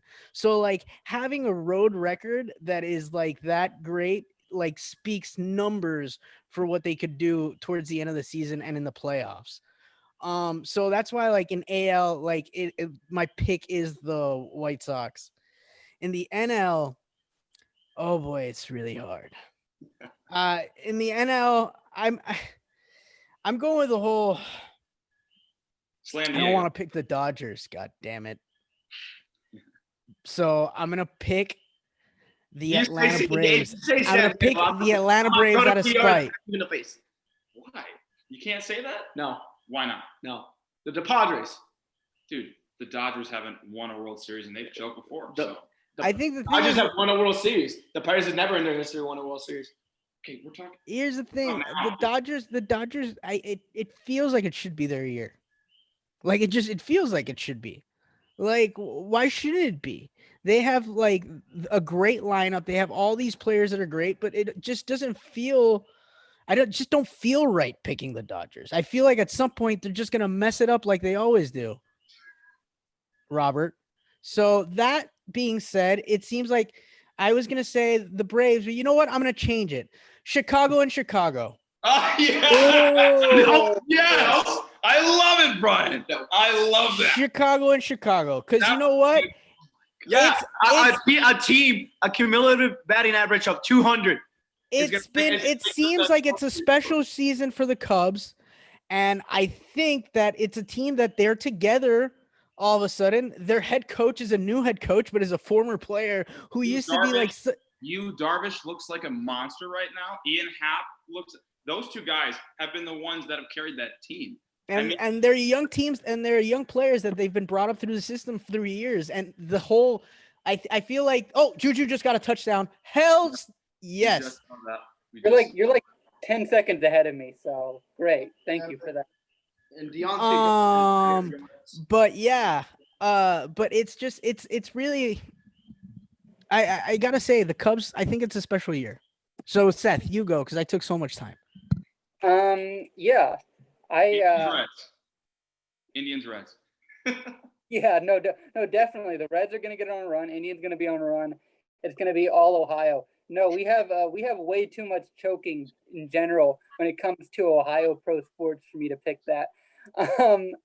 I feel like I got to pick the Dodgers. Oh, wow. They missed the extra point. But oh, wow. They missed the extra point. I mean, you don't see that often. But yeah, no, I feel like I got to pick the Dodgers in the NL. They're just so far above every other team in that league. And they haven't had, I don't think, a real down stretch this year where they've just been bad for a while. So I don't see it happening in the playoffs, even though they have screwed things up the last few years. I feel like this is the year that they finally get it done. Now in the American League, I would love to pick the Indians, and I think it's possible we get out of our slump that we've had the last few games. But I just can't. I could see it, but they're not going to be my pick. I would still go with, and I'm going pretty chalk. I would still go with the Yankees. I mean, the Yankees still pretty good guys. Dude, you realize? Have you heard about the Yankees? No, You realize they're third in their Dude, division. Their top three players are injured. All right, you can get a little bit farther back. Their top three players are injured. Judge, Stanton, and I forget there because I don't. Oh, like yeah, they've been shit. They've been bad, man. I mean, they won the last 5. The Blue Jays have a better record right now. They don't won the they? last. I think they're tied. They won the last 5, but like you can get on stretches like this, but I don't think without their top players, you're gonna go far in the playoffs. Yeah. And Gary Sanchez has been horrible. The Cubs I feel like is a better pick. I'm reading right here that Aaron Boone gives very positive updates on Stanton and Judge. So I mean, maybe it's they won't Stanton pick- and Judge. They can get injured the next day when they play. It's just- Yeah, they're they could. made of glass. Cool. They'll come back and then they'll get hurt 2 games later, and then they have to play without them. Like they're such a mixed bag. It happens because of every year. injuries. I'm just glad that Seth mentioned the Yankees because now I can mention that Chapman almost shat himself on the mound the other day. What happened? We got a Paul Pierce situation. What happened? You didn't catch that, Robert? No. Oh, just look it up in John Boy or something, man. But Chapman almost shat himself on the mound the other day, and like Aaron Boone was like laughing about it in the press conference. It was great. Yeah. No, I'm But sorry. yeah, no. I don't like baseball, but are you still going? You still have Yeah, I'll reiterate what I said. Even so, I just don't see any great teams in the AL. So I'll pick the Yankees. Tampa Bay Rays? I don't think they're great. White I don't Sox, think Twins, they're great. Indians. Athletics. Yeah, well, without Chapman though, so I think their title contention might be out the window. But Not like great. they're still up there. Astros, they get in. Who knows what could happen with them? It's like No, I'm not saying that none of these teams are gonna go to the World Series. I'm just saying, like, no, you just said the Yankees would go to the World Series. Yeah, you no, I said they're my pick. Also, you know what? I gotta say, my White Sox pick. If your pick is the Yankees, then they're going to the World They Series. still have a shot, you guys. You know, they Yeah, still have a shot. Well, I don't in this type of season, they do. I can say my pick. I can say my pick has a 30% chance, and that's a higher chance than I'd give to anybody else. I'm not saying that that's definitely going to happen. My pick is I give them a better chance than anybody else. That doesn't mean that I'm saying. No, that is your pick. That doesn't make any sense, Seth. I'm sorry. You got if you're not confident in the pick, then you should pick somebody else. Like, come on. What if you think somebody has a 30% chance and you feel like everybody else has a less than 30% chance? Like, I think the like White your Sox brain have a good. bust? The White Sox have a good shot in my eyes. That's why I pick them. You know, So, I so really you feel like believe that. you feel I like think they everybody have has what a better than 50% shot? That's what you're saying. They have a better than 50% shot. Hold on. What did you say? Do they have a better than 50% shot? The White Sox. Yeah. Yes. They Because do. otherwise, you shouldn't pick them according to Josiah Schuneman. You shouldn't pick if you're not confident in If your you pick. don't think they're gonna win, then why are you picking them? That's just No, my- no, I'm saying I would give them the best chance, but I'm not saying that for sure that's going to happen. I'm not saying that I'd give them over a 50% chance. It's a plurality, not a majority. Okay. All right. It's So- just All right. I'm loving the picks here. So everyone just say their 2 picks real fast. Chicago. I haven't even Yeah, said. wait. I haven't- Robert didn't even what get the- to his pick yet. Yes. Again, Yeah, I we're- just look at the No, timer. no, Oh, actually, no, it's okay. It's okay. It's okay that we're leaving Robert out because no one wants to hear him talk anyway. So it's fine. Yeah, because Robert's just gonna say the Dodgers and who? No, Padres and Astros. No, it's just the Dodgers will get in, and no team will play in the AL by default. The By Dodgers will default, win. we win. So, no, okay. Who do you think? Who do you think's coming out of the AL? Going to Tampa Bay Rays. Okay, good. That's a I good mean, pick. Like Tampa Bay, like the difference between them and the Yankees is that they actually, when they have injuries, they've been able to keep playing well. Like their starting rotation has been hit hard, and they're still playing well. And the thing is, they don't have that type of guy that is a surefire superstar. They don't have a Mookie Betts. They don't have a Cody Bellinger, but they just have good glue guys. Like they know how to hit. They know how to play well in crunch time. They got good defense in the outfield. Kevin Kiermaier and Manuel Margot, they've been good. Brandon Lau, Austin Lowe. Yep, definitely. No, it's Nate Lowe. Or what? Nate Lowe? Yeah. Nate Lowe. Yeah, you're right. I mean, they got a good squad there, and if they get some of those pitchers back for the playoffs, they're gonna be hard to beat because what you need in the playoffs the last couple of years has been pitching. Like last year, the Nationals did it by doing what? Pitching. They had the two best pitchers in the whole playoffs in Strasburg and Scherzer, and they were almost unhittable. So I just feel like Tampa Bay and the Dodgers are right now, like if you want to see traditional like baseball without too many home runs and too many runs scored, I think this is the matchup that's going to happen. Yeah, you know what? And that's why I think, Seth, for you, I get that you're not that confident in the innings, but I think they're a better pick than the Yankees because of their pitching. And also their pitching could be the Yankees a factor, and that could make – I mean, I wouldn't be surprised if the Indians getting the deep runs right. just because their pitching has been so good. The Yankees also, the last couple of years, whenever they get to the playoffs, they strike out a bunch, like a tremendous amount. It's insane. Like if you're going to fit good pitching in the playoffs, you can't be striking out that much. They're known for doing that. I mean, you could be right. It could be the Rays, but I'm sticking with my pick. Stick with my pick, but you really don't believe it. Yeah. Stick to your guns. But okay. But let me also just mention the whole. Brian's pick with the Cubs and Sox. I love it so much, and I don't think it's crazy to say that because this is a crazy season. You really don't know. So Seth, the Yankees pick. Who knows? Maybe they do get there. But with the Cubs, yes, their batting has not been 200 batting average, but keep in mind their best players: Rizzo, Baez, Bryant, Contreras. And Contreras has been better as of late. All it takes is one of those guys to find the rhythm, and the Cubs, just like that, can beat anyone. So it's like you never know. It's been Happ, Darvish, and even Jason Hayward's been. But you can't do that in the playoffs. You just can't. Can't do. You just can't have. That's the thing. But the Cubs are a type of team that all of a sudden one of those guys just wakes up in the playoffs. And that happens almost every year that they make the playoffs. Yeah. Let's move on because we have a lot to talk about yet. So, so I was going to recap real quick what happened this weekend in the U.S. Open. You guys obviously won't talk because you don't know anything. But for the women, well, you know something? Do you know something? No. Your brother does. I've talked with your brother a lot about this.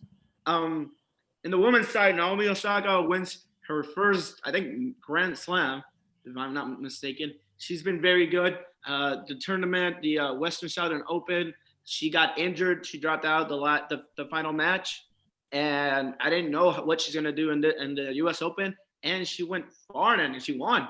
And that's surprising. I love what she did during the throughout the matchups because before each matchup, she came out with a different mask, and it was the names of the people killed because of social injustice. So that was really cool to see. And I mean, good for her. And next week, she's gonna be a champion. She's gonna start another tournament as the champion when they start over in the French Open. So I know Serena is probably gonna come with a vengeance there because she lost. I think it was not in the maybe. I think it was in the semifinals or before that. So she's gonna come with a vengeance there. And then you got the men's side, which Dominic Thiem, a guy who I extremely love. He's 28 years old, 27, 28 years old, I think. He, in the Australian Open, he faced Djokovic in the final game, and he played really well against Djokovic. And for a guy his age, you think damn, this guy's really good. You probably think he's won a Grand Slam before. He had never done it. And this time, he wins his first Grand Slam, which is amazing to see. And then now you got Djokovic, who we talked about last week, got kicked out of the U.S. Open because of what happened with the what do you call it? The ball girl? I believe it's called the line judge. No, is he a judge? I believe it's also called the line judge. Okay, so a line judge, and I think he's gonna come with a vengeance here. He's got to in the French Open, after what happened here. So let's see what happens. But Thiem, good for him. And he's got to prove next week that it wasn't a fluke. And then if he faces Djokovic in the final, I hope they give us a good final because we deserve it. So let's move on. College football. Wait, one more thing I was going to say. Love you, Serena Williams. Go Serena. That's all I'm going to say. And that's my analysis. Okay, come on. Yeah. So I guess Kyle- I'll introduce the next topic since Robert Is can't speak. Nadal gonna play a French Open? Oh, he's there. I don't. I gotta check. I think he is.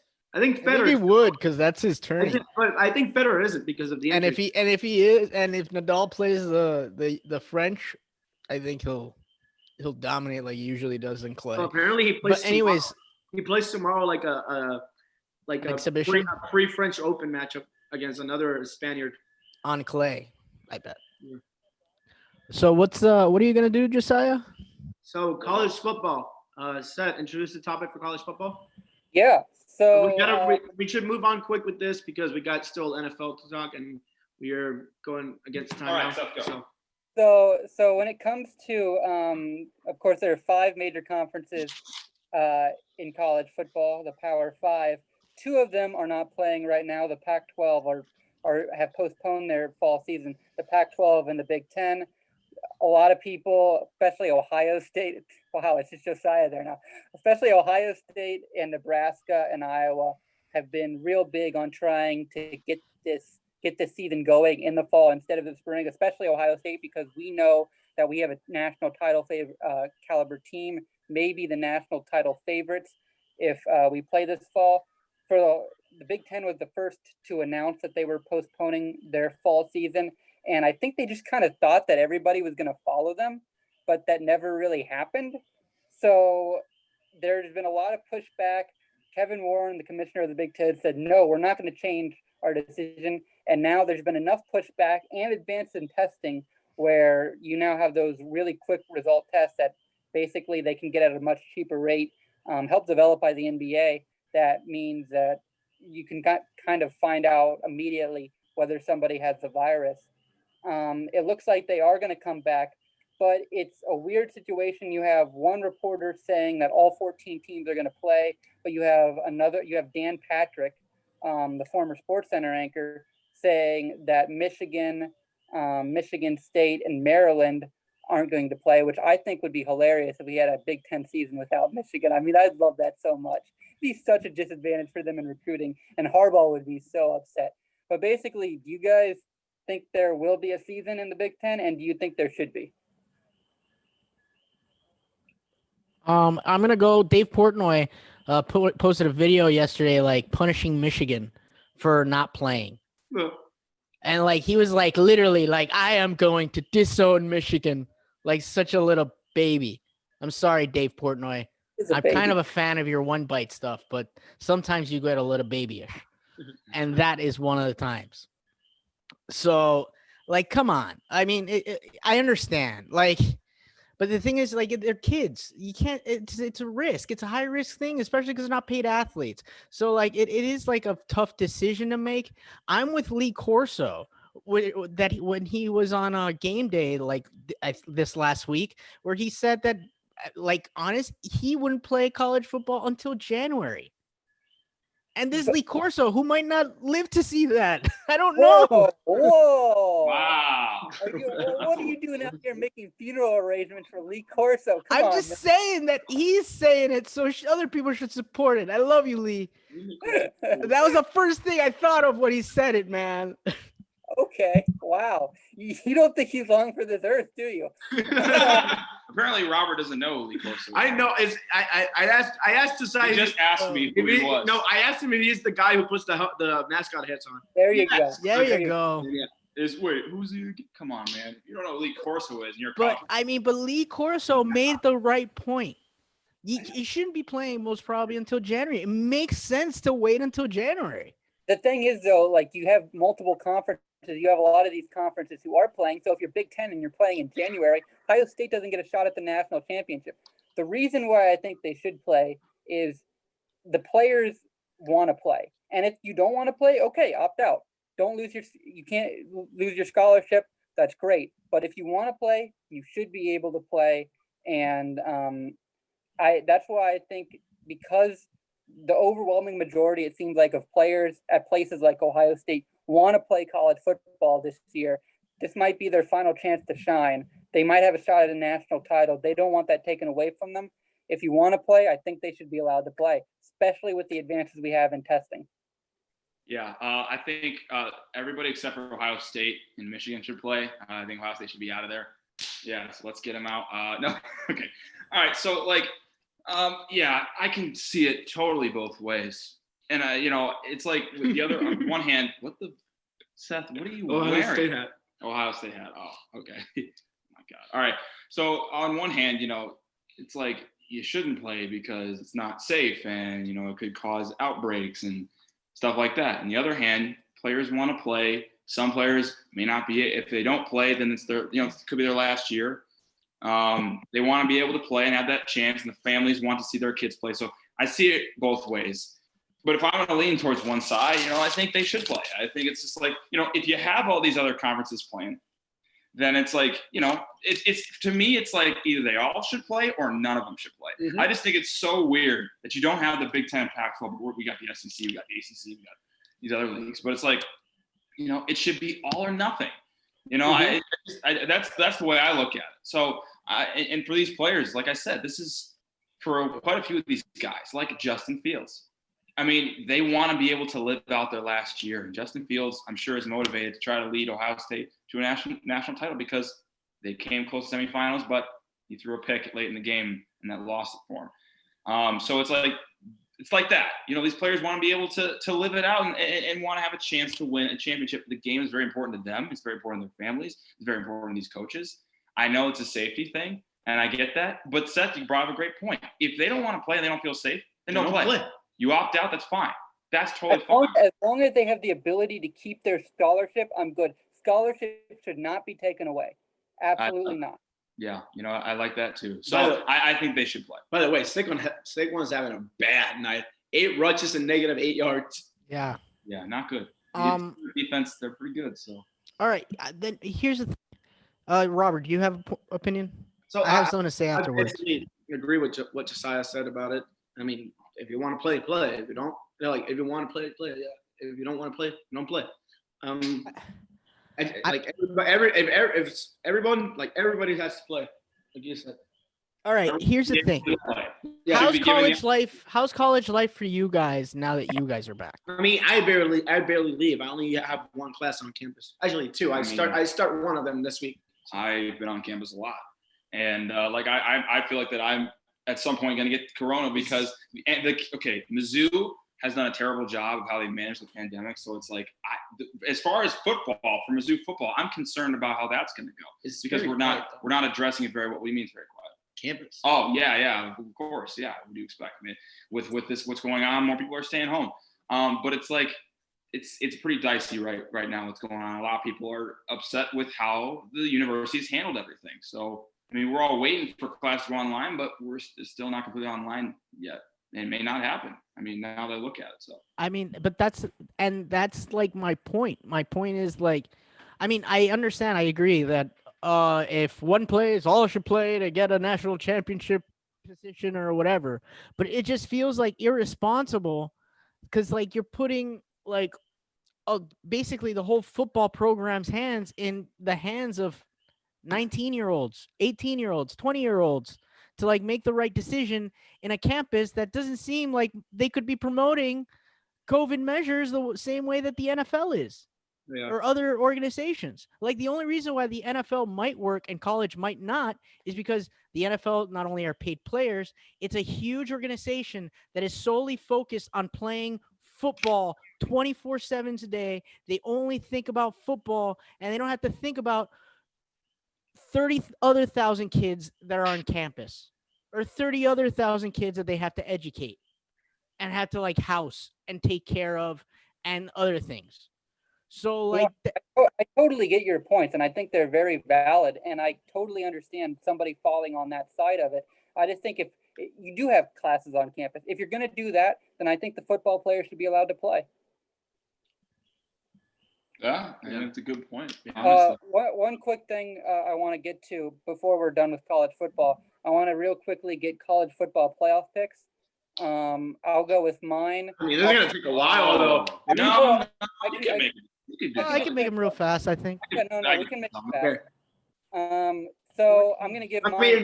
Before you say that, I think we should mention that give a shout out to the people who gave Missouri votes in the AP. Yeah, Mizzou got votes in the AP poll. Ohio State got their streak of however many, like 100 weeks in the AP poll broken because we're ineligible right now, along with like 50 other teams. So Mizzou got points in the AP poll. I mean, Drink is already doing a great job. He almost has us ranked. So before he even coached his first game. So extend Drink. Okay, but- so I want to move on to my playoff matchups. So let's see. Okay, I think it's gonna be. This is kind of just like I'm just thinking at the top of my head. I'm gonna say Alabama, Clemson. I think that's a pretty easy one. And then Oklahoma, Coastal Carolina. Huh? You have to trust a new quarterback in Oklahoma. And then the fourth one, oh my God, you guys will give me so much shit if I say Notre Dame. You guys will give me so much shit if I say Notre Dame. Oh no! But I want to say it right now. Say it. Notre Dame. Oh no! Let's go. I'm saying it. Oh my God! They would look average against Duke. Hey, And I told you that was week gonna. one. It's week one. You know, no one's gonna look perfect when you don't get a chance to. It's a pandemic. Okay, I didn't expect me to look that great. It's fine, but again, this is just me, kind of like It's also affected by the pandemic, by the way. Okay. It's just with the ACC, like, I mean, now they can play for a championship, and I think that's a huge factor in this. I don't think they beat Clemson if they play them, but like that's big. So I think that's why I think they have a better shot. They've made it before without a conference. Now they're in one, and so. But you could say other teams, I know, but I'm just going with Notre Dame, and it could be wishful thinking, and but I'm saying it right now. So what do you guys got? So I'm gonna go with two scenarios first. First scenario is the unlikely scenario that we won't go with one. Why do you gotta do two different things? No, I'm going with two because I'm doing one if the Big Ten doesn't play, one if the Big Ten does play. If the Big Ten doesn't play, I'm gonna go Clemson versus Georgia. I trust Georgia more than I trust Florida because I trust JT Daniels. I'm not a big Kyle Trask guy. I don't believe in him. I think JT Daniels is going to be really good. I thought he was going to be good at USC. I think he's going to be good for Georgia. And then so Clemson, Georgia, and then Oklahoma, Alabama. Now, if the Big Ten does play, which it looks like they will, Ohio State, Alabama, Clemson, Oklahoma. Ohio State wins the national championship. Hang on, Sloopy, OHIO, all that stuff. Wait, what about your other one? No, those are the one is. Yeah, he said scenario. Yeah, Georgia gets in if the Big Ten doesn't play. Georgia does not. Ohio State's the number 1 seed. Basically, Georgia as a number 4 seed gets moved in. Are you 30% confident about those choices? I'm actually more confident in that one. Oh, but here's the thing. I was thinking about like a similar choice to you, picking Alabama and Georgia. But then I was thinking with like this whole thing that people aren't playing out of conference. Like, do you think that there would be 2 SEC teams?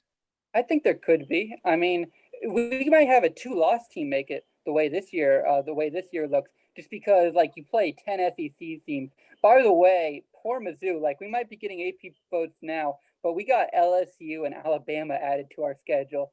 So rip Mizzou. But no, I definitely, I think it's even possible, unlikely, but possible we could have a 3-loss team make it, just because this is going to be a really weird year. People are going to be playing 10 conference games. I don't know how many of the Big Ten are going to be playing, and also you might have teams that wouldn't normally lose to other teams. But what if you have a whole position group in quarantine? That means Georgia might lose to Kentucky if all their wide receivers are in quarantine and they're out of bye weeks. So I could see things going. I can see that happening. I don't know about 3 losses. But here's the thing. We could be like completely wrong in our picks, and the team that does the best is the one with the best measures. Which is actually where I'm going in terms of one of my, like, even though everyone mentions them already, but I think Alabama is there because I think that Nick Saban has too much command over his team for anyone to get sick. That's fair. Like we're not allowed to get sick. I really think that since he's such a general and it seems like he's so in charge of that team, like I could totally see Alabama being a full team that doesn't have a COVID case like throughout the whole entire year. Just because strict policy. So I'm going Alabama. I'm going Clemson. I'm going Georgia. And the last team is really hard for me. I'll go in Oklahoma. Yeah, I think Oklahoma is going to be real good. And those are really like I think those are the most four obvious teams. And as well as that, I think that continuity is going to be big like this year in college football. And I think that that's like really a big thing. Robert, your picks? I'm just gonna. If the Big Ten was in, it'd be Wisconsin. Of course, no. Well, the Big Ten was in Ohio State. I would pick them, but right now, That's why I said Notre Dame. with no explanation at all, I'm just gonna say the teams. So Oklahoma, Alabama, Clemson. I'm going Auburn. Ooh, I like. Oh, Okay. Yeah, Bowen's second Oh, year. next second year? Yeah. interesting. Okay. Also, I just want to real quickly laugh at the Big 12. 0-3 against the Sun Belt in Week 1. Hey, you know what? Against Iowa State. Also, a shout out to Andy Locke, Locke's father, for tweeting that. Coastal Carolina, beautiful. Sunbelt team. Who knows? Maybe they make a playoff. Sun Belt, Raising Sun Belt. booze, baby. All right. Anyways, I think we should move on. Okay, NFL. Time for that. Football. Okay, what's the topic? So, first topic of NFL. Gonna move on because we got three of them, but we can cut one of them. So, let's talk Week 1 matchups. So, games that surprised you the most yesterday. Okay. Well, I think this one that I'm going to go with is a pretty popular one. DCFC coming back to beat the Eagles. Yeah, that was a complete choke job by the Eagles, first of all. I mean, you had a 17-0 lead, and you lose the lead and lose to the Washington football team. I got to tell you, yesterday, it was a good day to be a football team fan. But, okay, let me explain here. So, Washington, one thing about that team, they got a lot of holes on that team. That's very obvious. But one thing about that team is that defensive line. Whoa, they got a lot of talent on that defensive line because yesterday they had 8 sacks. They forced 3 turnovers. I mean, there's that fumble recovered by Ryan Kerrigan. But I look at that defensive line and they are stacked. I mean, Chase Young, Ryan Kerrigan, Montez Sweat, each of those guys had sacks. Chase Young was at 1.5. He was great in his debut. The 2 Bama guys, Jonathan Allen, Jaron Payne, Matt Ioannidis. I mean, that defensive line could be I see them being like a Niners type defensive line in years to come. Obviously, they have a lot more things they got to iron out, but they looked really good yesterday. Dwayne Haskins looked pretty good. He made some nice throws. Peyton Barr had a good game. On the Eagles side, God, just a horrible way to start the year. I mean, yeah, okay, you don't have Miles Sanders. You didn't have Alshon Jeffrey, but that's not an excuse as to why you looked so bad in that second half. I mean, Carson Wentz, first half looked good. Second half was just a turnover machine, and they were getting absolutely dominated by that defensive line. So, I'm not going to overreact over this game, as people typically do. I think the Eagles still are going to be really good this year, and Washington's still going to be a joke. But at least for one day, they looked pretty decent. So that's the game that surprised me the most. Brian, you have a sheepish look on your face. Why? No, I agree with you. I was just mentioning one of the reasons why the Washington football team I think played so well is because of Ron Rivera, and he has cancer. Yeah, you're right. And he's sick. And I was about to say, I bet Ron Rivera gave a hell of a halftime speech, but now I'm looking up news and he had an IV treatment during halftime. Yes, Wow. That was crazy. Then he gave a post-game speech to the team after that, talking. Yeah, crazy. It's an incredible story. I feel like the team is playing for him. I also feel that he has a great staff because he has Jack Del Rio as his second, I feel like the second head coach of that team. It just comes to say he was the best free agent coach. He was the best free agent coach that was out there after the Panthers gave him up, and the Washington football team did the right thing picking him up. And I think that his coaching and his situational coaching during that game yesterday really made the difference. And you could tell. Other games that surprised me, I mean, I don't know. I didn't expect the Packers to play so well, but they did.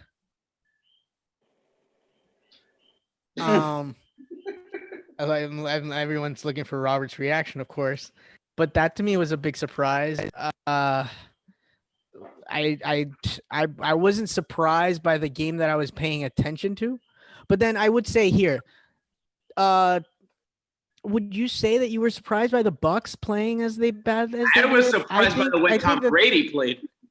I was surprised by the absence of Gronk. No, I'm not surprised.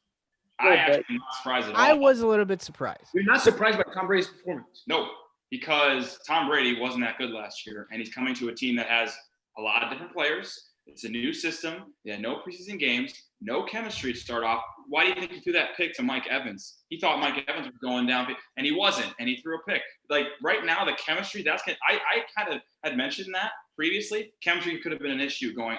I'm not that. They played the Saints. And the Saints look really good, so I'm actually not. But also the Saints Tom have. Brady he didn't look terrible, but like he had some moments that pick six that he threw was bad. And Gronkowski wasn't involved that much, and I'm not shocked because Gronk isn't the same player that he was back before when he was playing before. So I expect a little bit of a step back from him. I mean, I still think he'll be good, of course, but he's not going to be the Gronk that he was before. So the game yesterday absolutely didn't shock me at all. If I'm being honest. Okay. Seth? I mean, that game I would say surprised me a little bit. Also, I mean, Drew Brees didn't look that great. So I think both quarterbacks in that game might. I mean, obviously they're on the down end of their career, but yeah, that kind of surprised me a little bit that the Bucks offense looked that kind of Out of sync. Out of sync. They just that level of out of sync kind of surprised me. I wouldn't say there was a whole lot that really, really surprised me. Robert can back me up on that. I thought Washington, I actually picked them to win that game. I think they're improved. I didn't. With how much confidence? I didn't go with that bet. He told me to pick them. I didn't go with that bet. With how much confidence? That was a 30%? No, because it's a 2-team game, so of course it would be above 50%. It's not like you have 30 teams like baseball. You can feel really poor. Like, I mean, Washington's horrible. So I would have looked at them as like 20% going to that 30%. Okay, well, I was above 50% on them. But yeah, no, so I wasn't really surprised by that. I was surprised by just how bad the Cleveland Browns were. Like, I wasn't surprised by the result. I was surprised that Baker looked as bad as he did. Like, he looked like last year Baker. I mean, I was surprised it was that bad. But yeah, there wasn't a whole lot, I would say, in week one that really, really shocked me. Not even the Jaguars beating the Colts? Gardner Minshew? That team has that's my pick. So don't keep telling. Well, no, I'm just telling. Multiple people can do the same thing. He's saying that no one's surprising that Well, much. that's my pick. Let's listen to that because Gardner Minshew, man, like this is that like everybody thinks like they're gonna get the number one pick and they're gonna drop Trevor Lawrence. Hold on a minute. I have an actual pick. I have my actual pick. Go.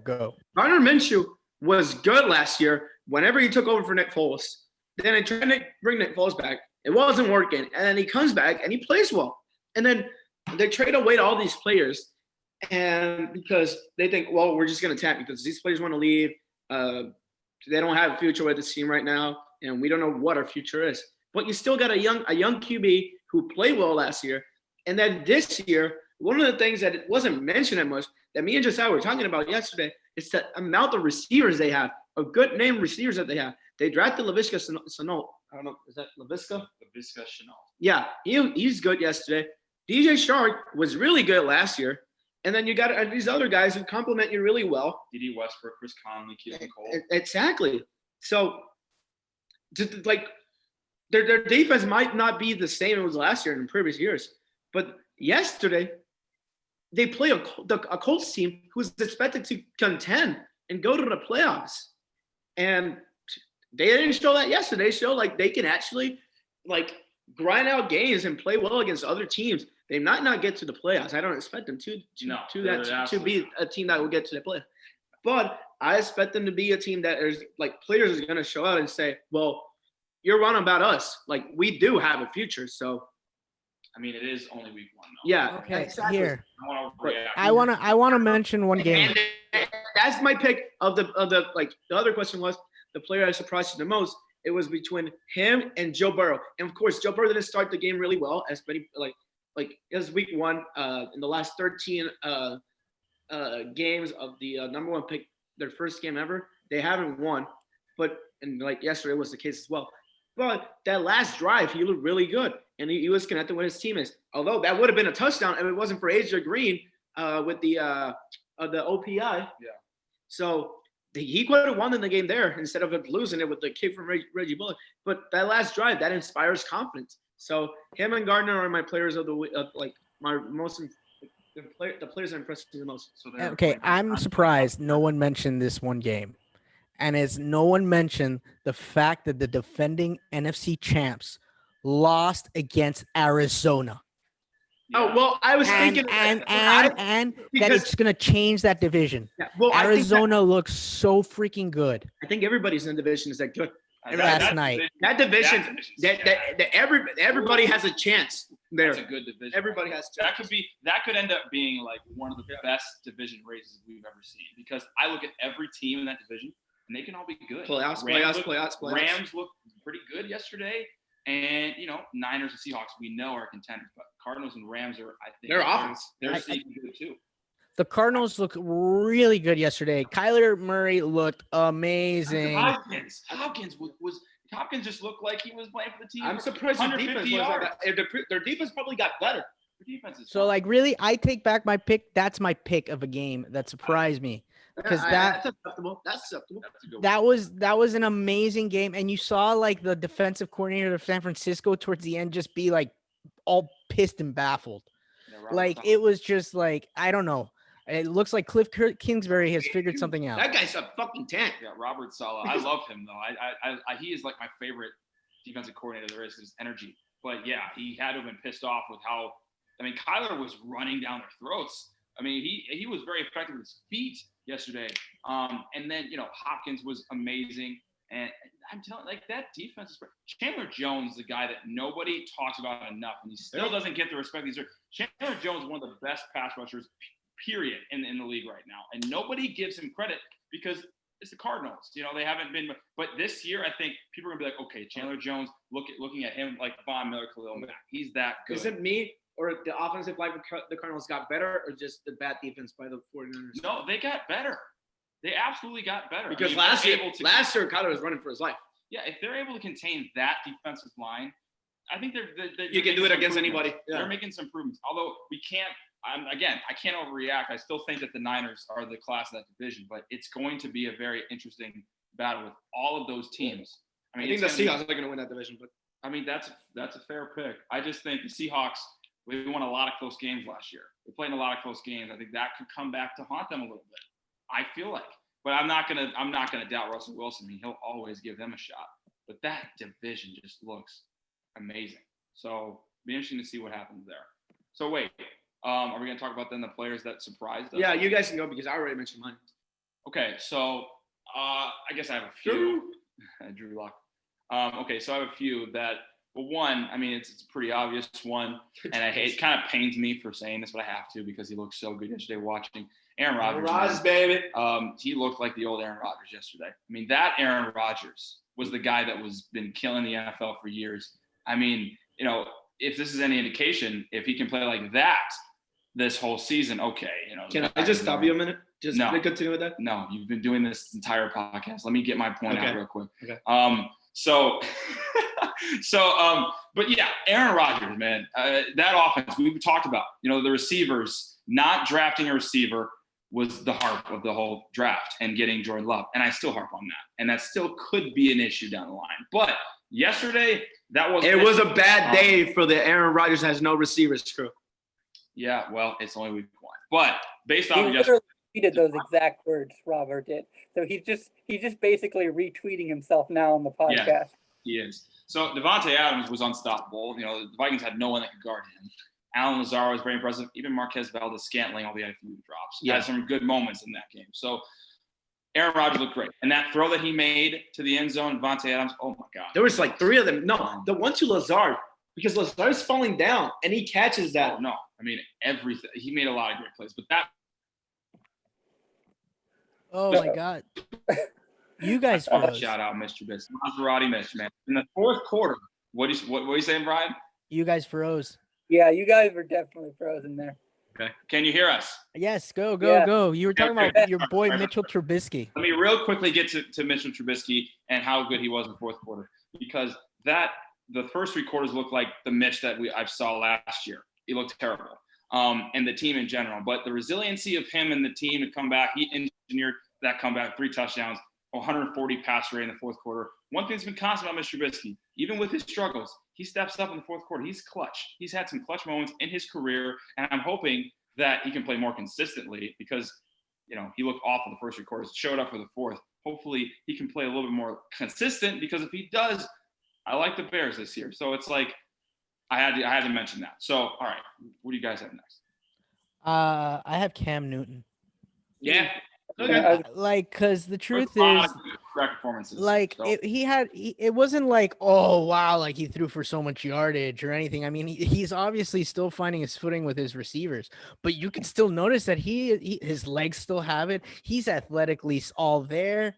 It gave it gave Josh McDaniels an offense that he has never had before. He had I hadn't seen Josh McDaniels. He hasn't used this offense since he had Tebow in Denver. I know, that's what I'm gonna say. Like, you're running the ball. Tebow's like, like it was quite impressive to see like his chemistry in his new team. He probably was the best new quarterback with a new team yesterday, other than possibly Joe Burrow. But here's the thing with Newton, with Cam, is that can the Patriots sustain by him just running all the time? Because I don't think they can. But that's just week because one. Because I think the injuries piled up for him because he was running too much. But in my opinion, it's just week one. He's still really trying to find his footing with the receivers, but he still made the right decisions when he was running. He ran at the right moments. It wasn't like he was like out there like giving up his body every time he took that run. It totally gives him a whole different look to that offense, and it was a little bit of impressive to me, and it sucks for the AFCs. But then again, my Jets were just such trash. Those look good, yes. Such trash. And Jared Allen would have been my player, would have been my pick, except he had Jared Allen. Okay. Come on, put some respect on that man's name. I'm not. Josh Allen. You said Josh Jared. Allen, whatever. That's like the 4th butchered name on the. I would have picked him if he wouldn't have freaking fumbled as much as he did when he was running it. But he was. That's a good point. Well, the one that looked bad was the one when he was like in the end zone, and the receiver was like to his left side and threw it down the middle. Yeah, but he still looked great. He looked like Mahomes at some point. Like, it was like, oh my God, like what the hell? It's super athletic. The first half was great, but then he had those 2 really ugly fumbles, and in the second half, the Bills didn't look like as dominant as they did in the first half. So that's why my pick was Newton. Yeah, like all 3 of the people that I would consider have already been mentioned. I'll make both Robert and Josiah happy here. Mitch Trubisky, I actually thought he might like kind of bounce back this year, not be good, but be decent, be mediocre or a little above mediocre. And he played well enough for mediocre level to Mitch Trubisky. He played well enough for the Bears to win that game in the fourth quarter. So I got to give props to him. I agree with Brian that Cam Newton, like, it looked like, of course, he, like you said, he didn't have the yard. He wasn't throwing all that much, but he showed a real dual threat that, of course, the Patriots haven't had the entire time that Tom Brady's been there. And it looks like, I mean, I don't know if they're going to be a good team or 10-win team or something like that. They might be, but they're going to be a fun team. And I think they're going to be a more fun team than the Tampa Bay Buccaneers with him as quarterback than Tom Brady's team. I think they might be better than the Buccaneers as well. But my Wow, Seth already jumping the gun in week 1. That's Okay, what are you bold. gonna say? That's bold right there. Beat Frozen. Seth no. froze. You shouldn't have interrupted Josiah. It was the Holy interruption. Oh, there it is. Oh, he's Hey, back. Oh, He's there back. didn't I say that before the season that I thought the Patriots could be better than the Buccaneers, or that the Patriots at least could be like pretty good? I mean, I could definitely, after week 1, if I thought it before, and I think I was kind of iffy on it, but I leaned Patriots, more Patriots than Buccaneers after 1 week. But my number 1 pick would be Josh Allen. I've been a Josh Allen hater. I haven't really thought much of him, and I still think he's crazy. And I still think I wouldn't trust him in the playoffs. Like, it's like Russian roulette watching him play in a close game. I mean, you never know what's gonna happen. You never know what he's gonna do with that football. Sometimes he might pitch the ball behind him out of nowhere. Yeah, You never he might pitch the ball It's behind him. happened once. dude. And you're like, well, but it was in a playoff game too, and you're just like, what in the world's going on? But he looked really good. He looked like the kind of player that, given that defense, could make the Bills into a contender. So I got to give him props for his ability to throw, his ability to run. Yeah. So I think those are 3 quarterbacks who you all guys have all mentioned. We like you said, like well. Brian said, we a lot of good performances by quarterback yesterday. But Yeah. man, Although, Russell I would say- Wilson, he tore apart that Falcons defense. I would say though, I was I don't think I it was is. not For particularly Russ, surprised. like, yes, Russell Wilson, man. What do you expect? I'm not surprised. uh, Not they're particularly the surprised Aaron with Rodgers. Russell. Aaron Rodgers and him are the picks for the player of the week. But And I thought Joe Burrow might be pretty good. He didn't play great, actually. wait. They're both in the NFC.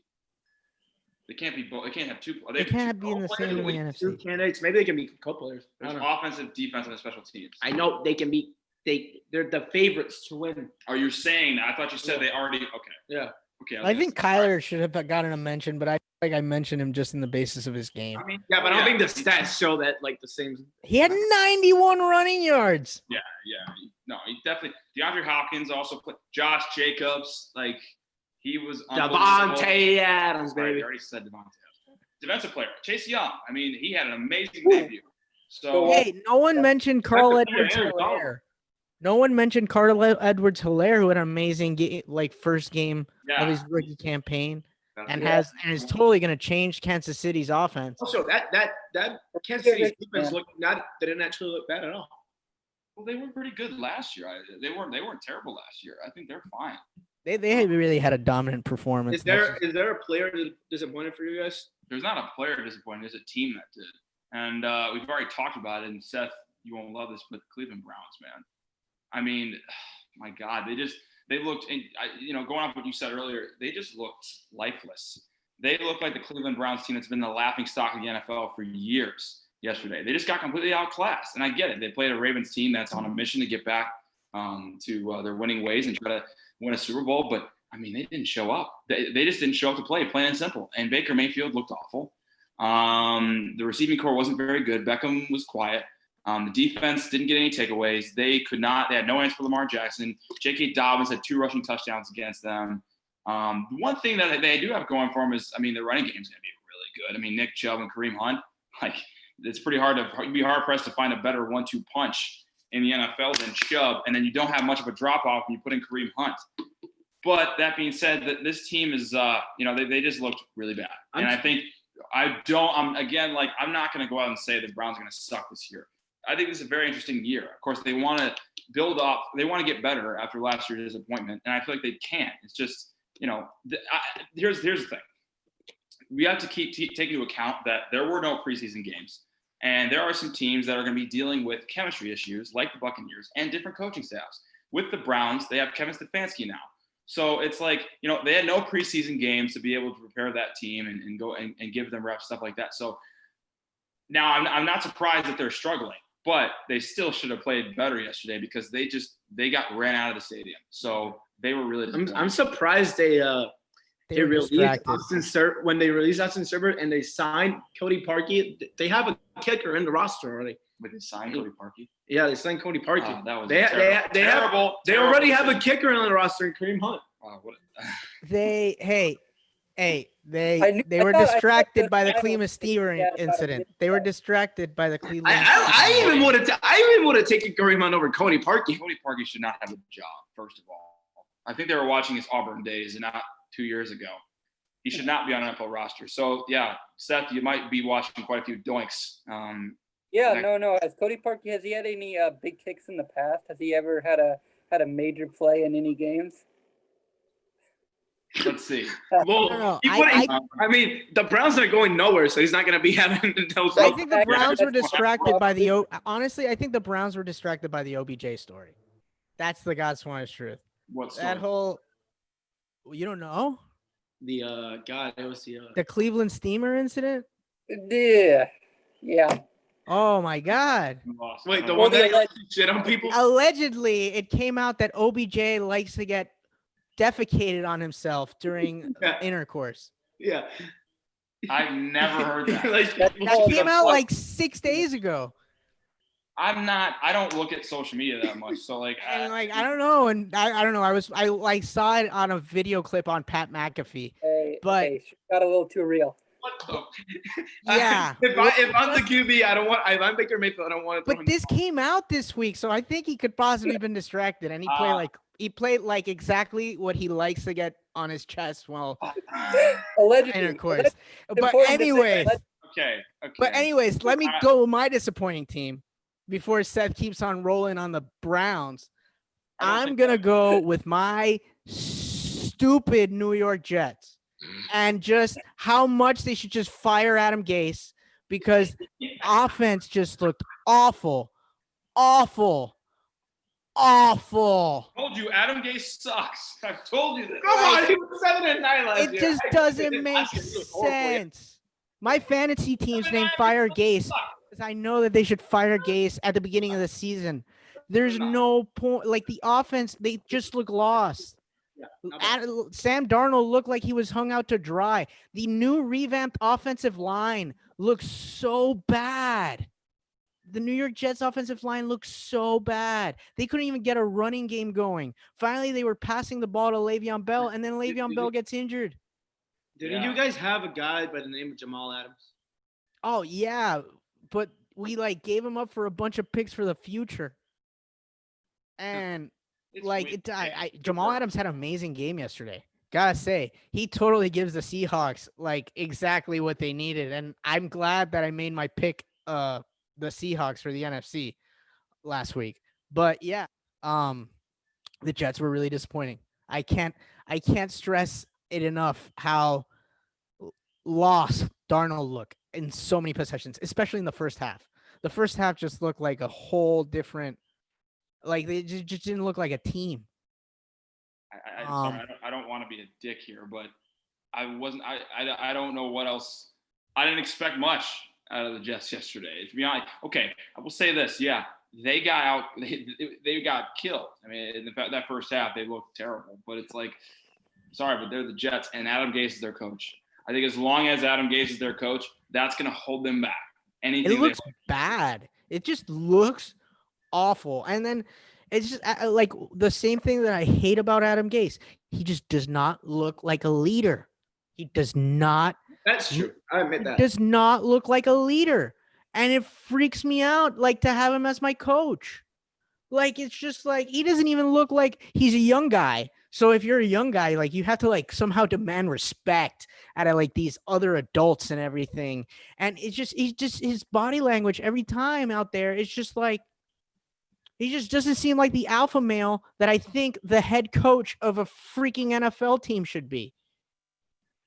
I want to point out also that Robert believes that him having that team winning 7 games last year was impressive. They didn't even have a good team last year. And like you got Darnold as a second-year quarterback. Of course they think 79 is okay. 7-9. Really? You think that was They impressive? were not expected to be good. They beat teams like the Cowboys, man. They beat good teams. I mean, I do Now, agree. they went to the playoffs. They weren't a good team last year. What are you talking about? But they were That expected. win They didn't were look that expected. They were good by the expected end to of the be. season. No, stop. Just stop. I get you're still trying to defend Adam Gase because you No, like Adam Gase. no. Well, he's not showing that he's gonna. but That like wasn't impressive. 7-9, it's still good for a first-year coach on a team that was supposed to be shit. It was like supposed here, to be- I see. You know what? I'm gonna say it now. Oh no. I could see Lincoln Riley being the head coach of the New York Jets next year. No. Why would you go to the Jets? Yeah, Why would why? you go to the Jets? It's New York, Lincoln baby. Riley in New York doesn't even make It's sense. New York, baby. No way. No, Hey, Matt. no, Why would you go from With the there Jets? to there? They just lost to Louisiana. They lost to a Sun Belt team. His best year at Iowa State is 8-5, and he turned down an interview with the Jets 2 years ago. That's not happening. So we can just stop It speculating. will happen. Oh God, Brian. There's a better Hey, chance of Robert's going gone, so let me just. to the Jets, and he's not going to the Browns either. Anyway, Seth, what? Oh, wow. Okay, Seth, what's your? You got Baker. That's the reasoning. You got Baker. He's not going to the Well, NFL. Stop what? it. Stop saying that. He's not going to the NFL. I don't see that happening. He's staying. I Oklahoma. But I move hope on. to God that Ryan Day never goes to the NFL, because he's great. But yeah, no, I would say, of course. I mean, we've talked about the Cleveland Browns. This looked like it was the Tennessee Titans in Week 1 last year. The game against the Titans Week 1 last year, all over again. The team wasn't competitive, and the thing is, Baker has enough talent around him that the offense should not look like this. If Baker is the guy that we want Baker to be, it would look better than this.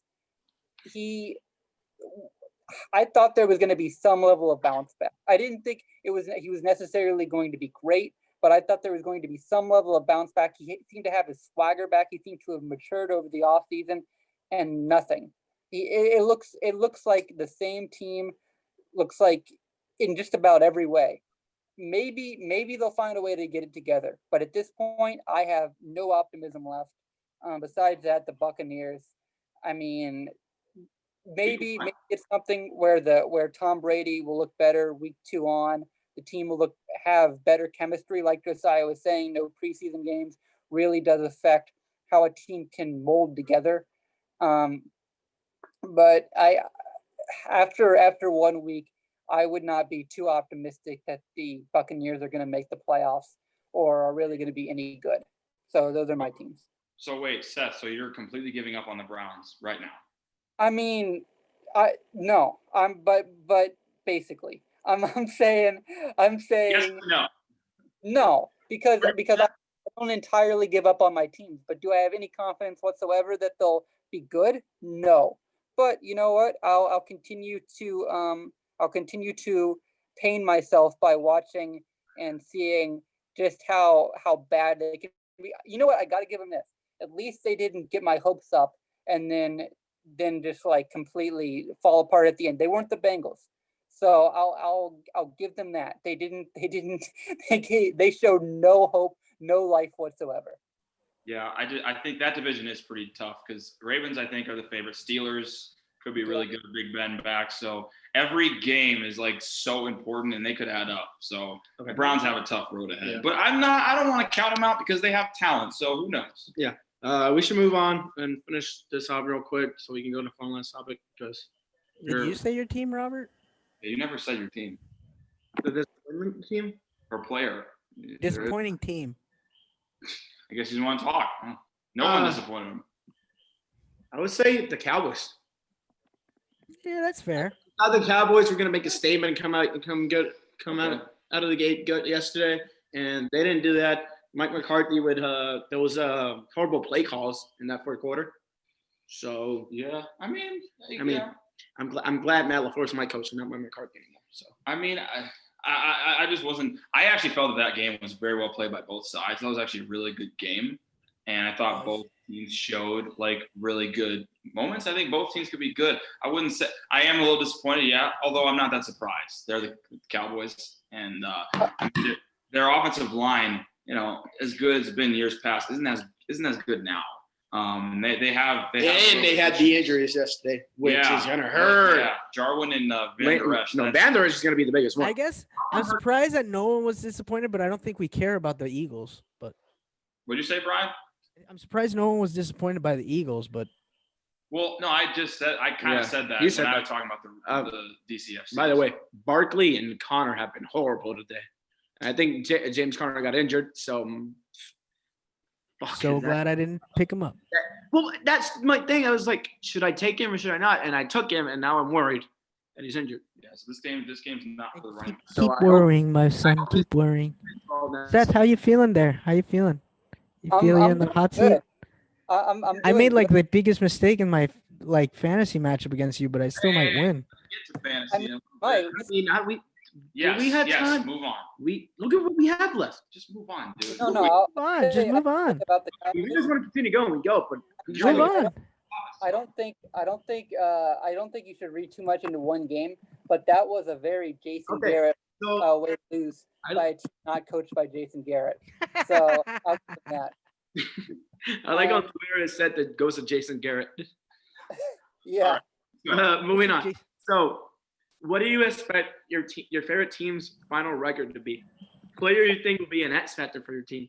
Okay, well let me just start because my team is interesting. Although To Seth's me. more interesting than mine. All our teams except for Roberts, I guess. So it must be nice. But okay, I'm kind of like with my predictions. Let me just preface here.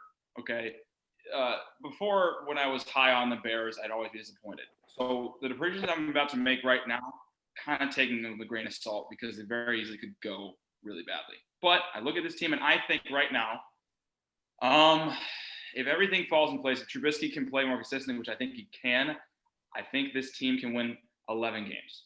I think that's what they do. Again, it can go from 7 to 8 wins to like 11, 12. This team is like very interesting. So, but I think talent-wise, I like them to win 11 games and I like them to win the NFC North because my thing is their talent is better than anyone in that division, top to bottom, especially on the defensive side. And that's why I believe that. I mean, the receiving core, running backs, tight ends, offensive line wasn't great last year, but I think this year they'll get better. And I think Mitch, I'm not giving up on him yet. I'm not doing it yet. And a lot of people have, but I'm not. And so I think now it easily could go the other way. Sure, X factor. But I'm going to get to that in a second. But yeah, so I think with that division with the Bears, Vikings, Packers, they'll be battling out a little bit. I think the Vikings are going to be relevant to Lions. They're Lions. They gave us that win yesterday, so that's pretty much you should have lost. You should have lost. Well, no shit, we should have lost. DeAndre Swift should have had the touchdown. They should have beaten us. So yeah, DeAndre Swift, thank you. So we got very lucky. Sometimes you need luck. So my X factor for the Bears, the obvious one would be Mitch Trubisky. Yeah, it's the obvious one, but I want to go with a different one here. David Montgomery, I think, is a huge X factor for this team. Now, last year was a bit of a disappointing year for him as a rookie. Now, that was partially him, but also because a lot of different things. The offensive line sucked. The play calling sucked. We couldn't balance the run and the pass. From what I saw yesterday, I actually liked the play calling. We got the running game involved very well. Over 100 yards. We had a really good game running the ball. And, I think that's really key with this offense because David Montgomery, I think physically can become a 1,000-yard rusher. I think he can become a bell cow and a stud in this league because when he's been good, he's had some really good moments. Wow. I saw a horrible pick by Daniel Jones. But I think he breaks tackles. He's got really good balance. He can catch passes out of the backfield. He has got a ton of upside. I really like him. And I think that with him having success in the running game, if we get him the ball and he starts to play well, that opens up so much for the offense of Mitch Trubisky because now teams are going to be so worried about David Montgomery that they're going to ask Mitch to throw the ball, and that's where he'll start finding his receivers. He'll start finding Robinson, he'll start finding Anthony Miller and everybody else. So I think that will be a huge factor this year, and I think David Montgomery is set to have a really big year, and I think that's going to really work wonders for the Bears offense. So, yeah, like I said, this could all really fall apart. But, I mean, right now, I like the talent of this team. And I think as long as we get consistent quarterback play, this team can win double-digit games. So, David Montgomery. David Montgomery, Bears win. My Jets. I can say they're not going to be better than 7-9. So, I'm going to say 6-10. Okay. And then I'm going to say that our X factor, if we were to be any good, would all depend. There's two players that I really have to think about. First one, Chris Herndon, the tight end from Miami that they got like 2 years ago that hasn't really played up to his potential. That had a couple good games when he played like his rookie year with Darnold, and it seemed like they had rapport. And if somehow that rapport that they created in those in those few games that they played in the rookie campaign that they played 2 years ago, if that could just spill over to this season, it'd be great because Darnold needs a tight end. He's shown to me the last 2 years that he needs a tight end to throw to. And Herndon is really like he was supposed to be the guy coming out of Miami. The other guy that I would say could be the X factor is Josh Adams, the running back that the Philadelphia Eagles gave up a couple of years ago, who the Jets had in their practice squad last year, who all of a sudden is their third string running back right now. But I bet that he's going to outtouch Frank Gore now that Le'Veon Bell is out. So those are my two X factors for the Jets. However, the Jets are going to be a 6-10 disappointing team. I can't stress that enough. I like the Josh Adams pick. I love him at Notre Dame. And but he actually looked pretty decent when he got his opportunities with the Eagles. So I could see that. Yeah, that's why I agree with that. And he got a touchdown yesterday. So I mean, I don't know. I could totally see him actually having a breakout year if he gets his chance, because he's the youngest running back they have. The other answer that they have to Le'Veon Bell was Frank Gore. Come on, like you're not gonna give him that many touches in the season. I would love to see Josh Adams go off. Okay, Seth. So I looked through the schedule, and it made me a little more optimistic than I thought. I do think that that Baker is going to get it together to a certain extent. I think the team's going to get it together to a certain extent. Baker just has too much talent around him. We have too much talent really everywhere to be this bad. So I'm going to be super optimistic and go 8-8, which maybe doesn't sound super optimistic, but I mean, the way we looked in week 1, that's pretty optimistic. I mean, I wouldn't say playoffs are out of the question, but I'd be pretty surprised. Now, X Factor, I mean, it's obviously Baker. Like, he has enough talent around him at all the skill positions. He has everything he needs. He has an offensive coordinator as head coach. He has everything. He needs to produce. He needs to be able to get the ball to Odell. He needs to be able to just, he has enough talent around him. He needs to produce. He needs to be good. He needs to be what we drafted him to be. And if he shows what it looked like he might be his rookie year and gets better and stops throwing those backbreaking picks, then yeah, we have a chance to be good. But man, week 1 does not inspire confidence. And Brian's gone, so I guess Robert, you're next. Well, I like the chair though. I like Brian's chair. It's colorful. I think that's the Jets. They're nowhere to be found this year. So the shirt's too bland. That's gonna be the Jets. That's the Jets. Yeah. Yeah. I mean, Packers 16-0. No. 17-0.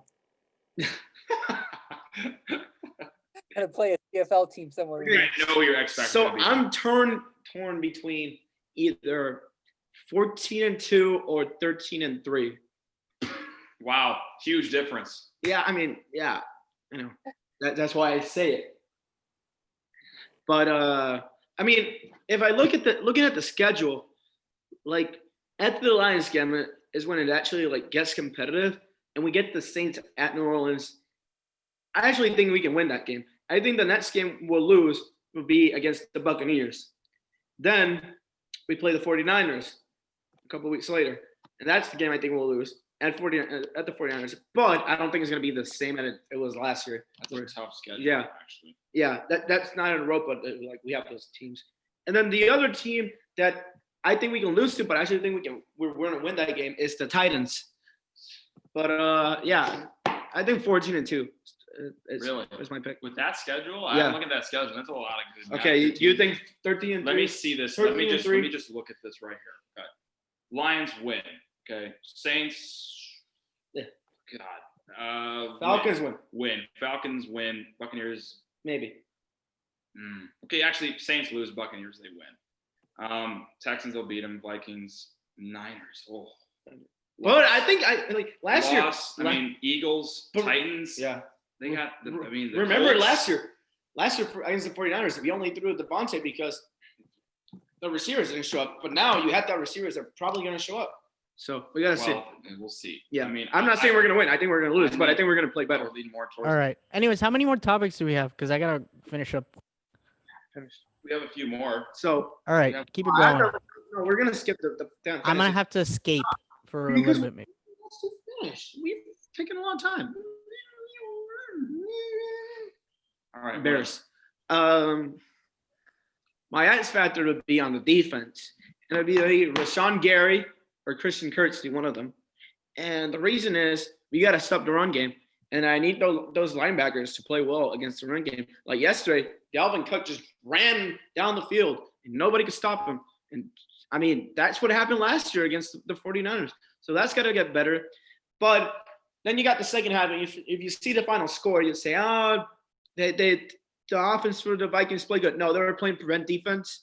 And so I think the defense. Wait.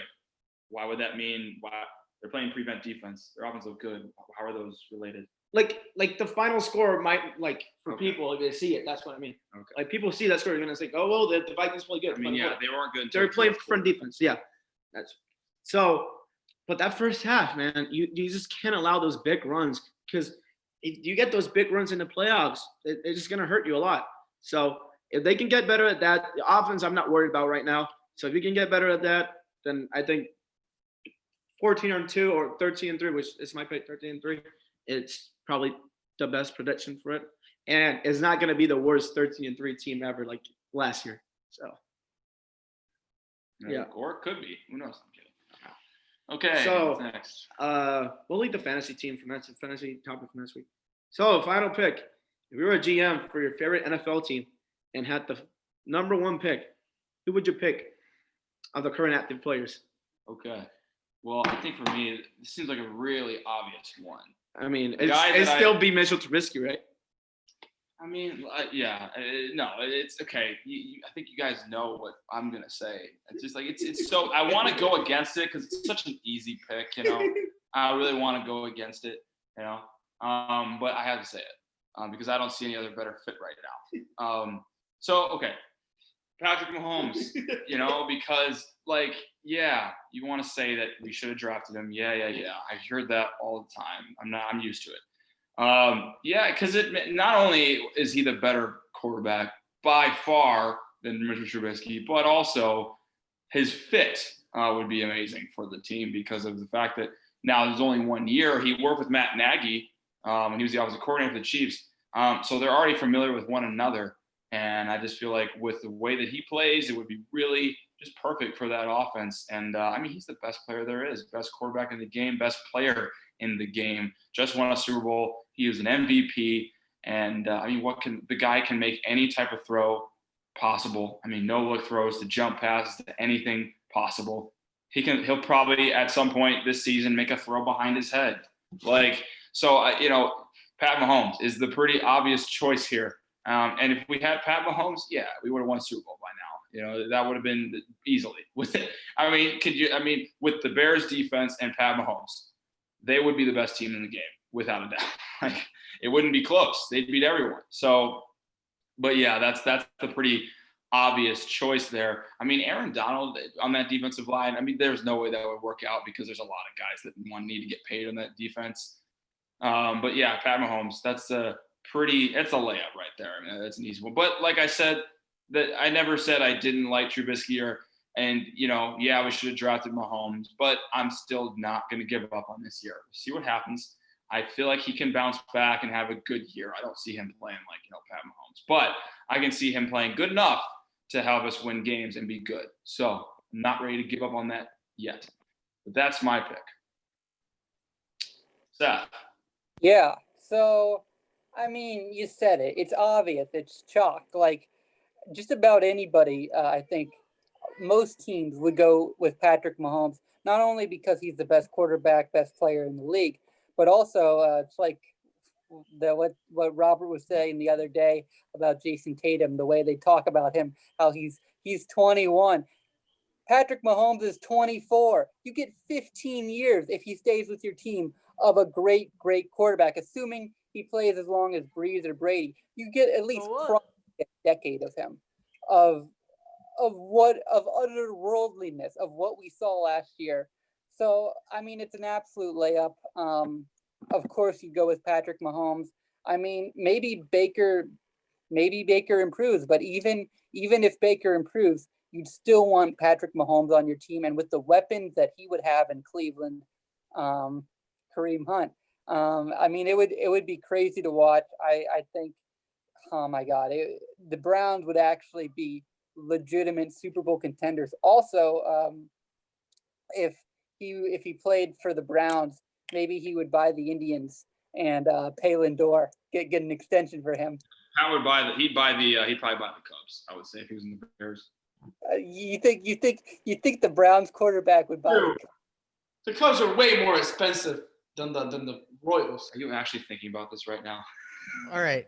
I think that the obvious pick is Patrick Mahomes.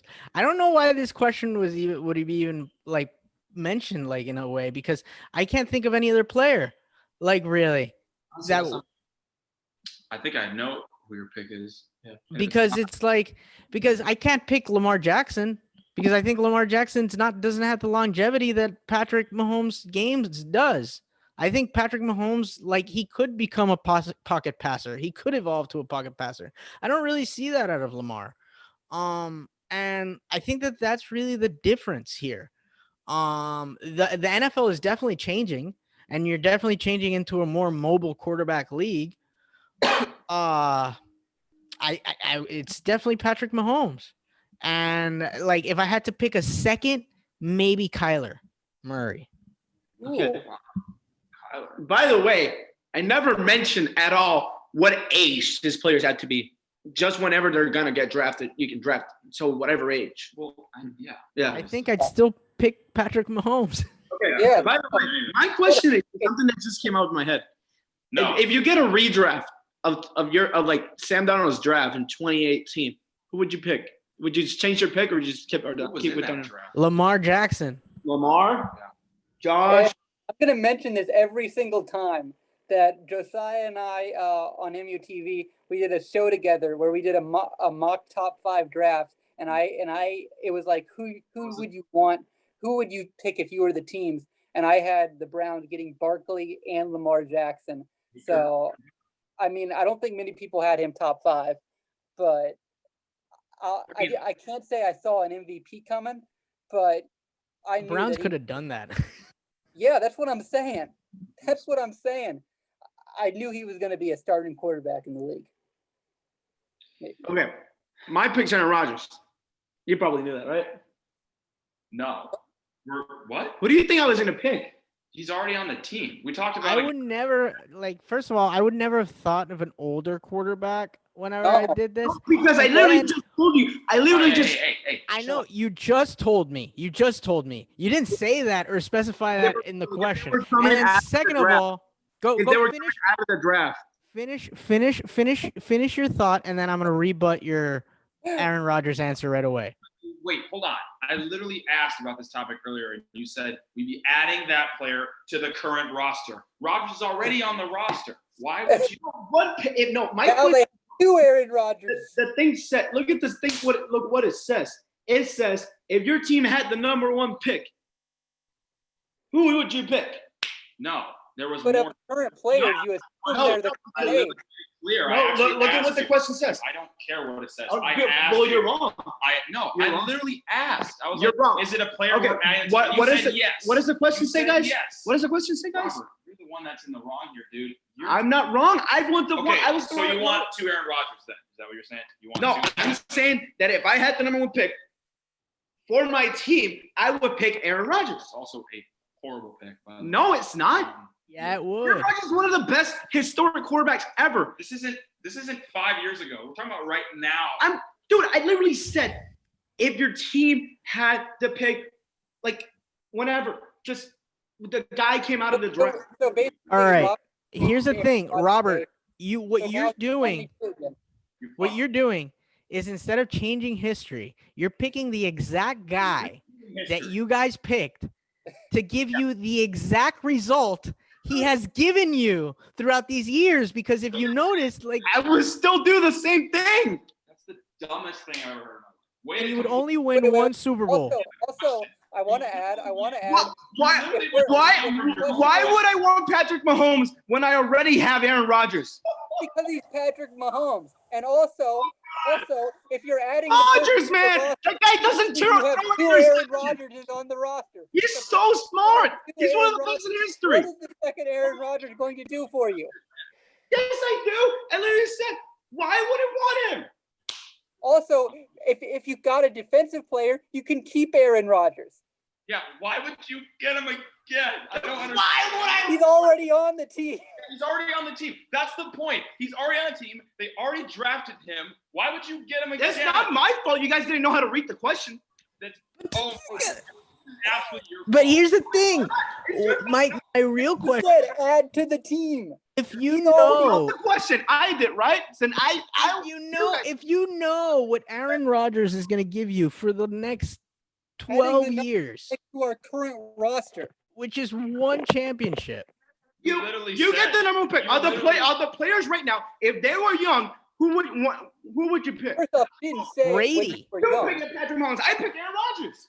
If you had to pick out of the players that are here and they like show you what they got, I think maybe Brady.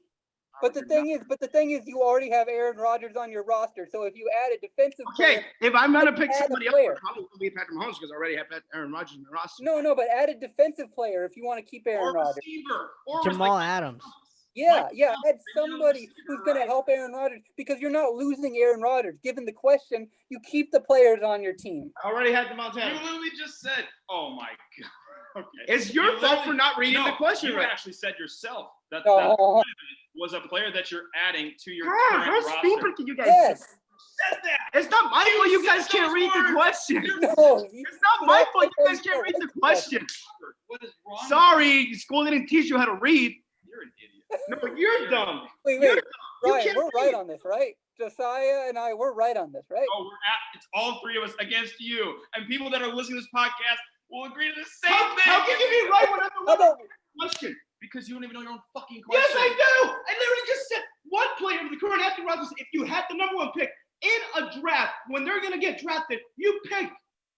no? You said add. You said add the current roster. We said you're The adding a word player add, to your current ADD. roster. You fucking idiots. No, current active players. It literally says that.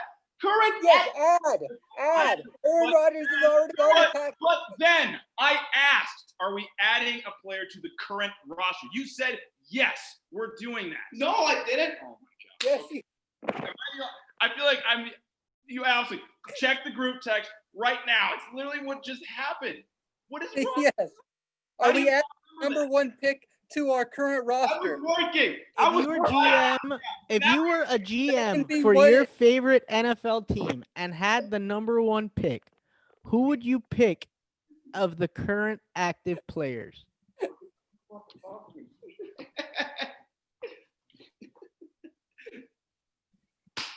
Fuck, dude. And yeah, I So, would pick we're Aaron right. Rodgers. I was still picking Aaron Rodgers. I don't understand how that makes sense. It doesn't make any sense. Absolutely no sense based off your question. No, not even the way that he formulated the If question. you didn't ask that question, what would you have answered? I would have answered Patrick Mahomes. Then I still pick Aaron Rodgers. I think I would still answer Patrick Mahomes' Still. age, Yeah, even with Brady out there. yeah. Like, Mahomes is different than anything we've seen before. The point of this whole thing was to pick a player that's not on the Packers. No, the And point. add- I made the question. So that was I started everything. Okay, so I'll say Robert's pick. If I was Robert right now and I actually listened to what the hell I said, I would say Michael Thomas because outside of Hey, guard Mike. proven receivers on that team, you get a Michael Thomas and you got another receiver. Wait, maybe the Packers, because they already have Aaron No, Rodgers. you don't know. Maybe they win more than one Super You Bowl. don't know how to read a question. So Michael Thomas, I would say for Packers would be a good one. if But I were the Packers, I'd go What Christian did you know about McCaffrey. the team drafted a bad QB? all right, If I were the Packers, I'd go Christian McCaffrey, but that's just me. Yeah, thank you. I picked that. they already have Aaron Jones. Though. Christian McCaffrey? Aaron Jones. Okay, then why not Patrick Mahomes, Aaron Rodgers? Like, Aaron Rodgers, historically wise, has done so much. He has one of the best touchdown interception ratings ever. He has the best Also, one. both of them have He's won one smart. Super Bowl, He's and one's a smart. little young. One's like, MVP, best quarterback there is. Oh, but let's pick Aaron Rodgers again. We're gonna have Aaron Rodgers, and the backup's Aaron Rodgers, third string Aaron Rodgers. Jordan Love. Aaron Jordan Rodgers. Dude, on the Madden Dynasty mode, and you have Probably doesn't know. Aaron Rodgers, I would just trade my second Aaron Rodgers. What am I supposed to do with a second Aaron Rodgers? The only reason to have a second Aaron Rodgers is if the I would first Aaron trade- Rodgers gets hurt. There's some conflict between Aaron Rodgers and Aaron Rodgers. I don't know if those two would get along very well. If they're Okay, let's start the question again. no, it's done. We've all said No. our choices. No, We're good. okay. If the guy was young, who would you pick? What are you talking about? If the guy was young and you had to pick, Patrick Patrick Mahomes. Mahomes. okay, why is Aaron Rodgers so bad? You're Look, not understanding the point of the question in the first place. I literally just asked if we change it to the scenario you guys wanted. If you guys thought, I think we can just end it with this because this is going to continue. how is Aaron Rodgers a bad pick if he was young? All right, so I mean, I could. I'm actually. Robert, can you keep an open mind on this? hold on. Like, can you like actually like keep somewhat of an open mind on this? I'm playing with On Aaron Rodgers. Okay, you know what he's given you. You give like the result of his career. He's only giving you one Super Bowl. I'm giving up here. I'm done. He's already played how many years in the NFL? 13. Well, yeah. 13 years in the NFL. No, wait. How many Super Bowls has he been to? 1, 2. Ryan, it's not worth asking because he doesn't understand the question. So, Dude, we just changed the question. but you're still going to pick Aaron Why, Rodgers. why is that wrong? I want to pick Aaron Rodgers. I think that it's wrong only because he's been in the league 13 years. And even if you pick him when he's 20, he's going to still only win you that one Super Bowl. Mahomes was drafted by your team and not Andy Reid. I do not think he will be on the Super Bowl right now. I'm just not going to say anything else. If he was on the Browns, He was on the Browns. If he was on the Bears, he wouldn't be on the Super Bowl last year. No. I tend to disagree with that one. I actually think that he would be on the Bears. I think the Bears, with the defense that they have, No. Here's wouldn't- an interesting wouldn't be in the question. Super Bowl How last many year. teams could Patrick Mahomes have led to the They Super couldn't Bowl? even make the fucking playoffs. Like, it's that's a probably bit more interesting question. How many teams could Patrick Mahomes have led to the Super Bowl? What'd you It's say? at least 10. The Packers, for sure. Hold on, Brian. Repeat your question. 49ers. Brian, 49ers, for sure. Wait, what was the question? So The how many question teams is, could- how many teams in the current NFL, with the current rosters that they have, would win a championship if they would swap out their starting quarterback Aaron for Rodgers. Patrick Mahomes? From last year, Mm-hmm. Niners, Niners. Packers, Bears, Vikings, Seahawks. I think any team that was contending last year, if Pat Mahomes was on that team, Ravens. I don't think the Packers would make it because the narrative last year was they don't have receivers behind it. oh God, so you're saying they wouldn't win the? Oh No. my God.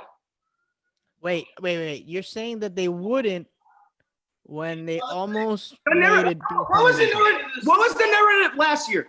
What was the That- narrative last The year? Green Bay defense was carrying the team.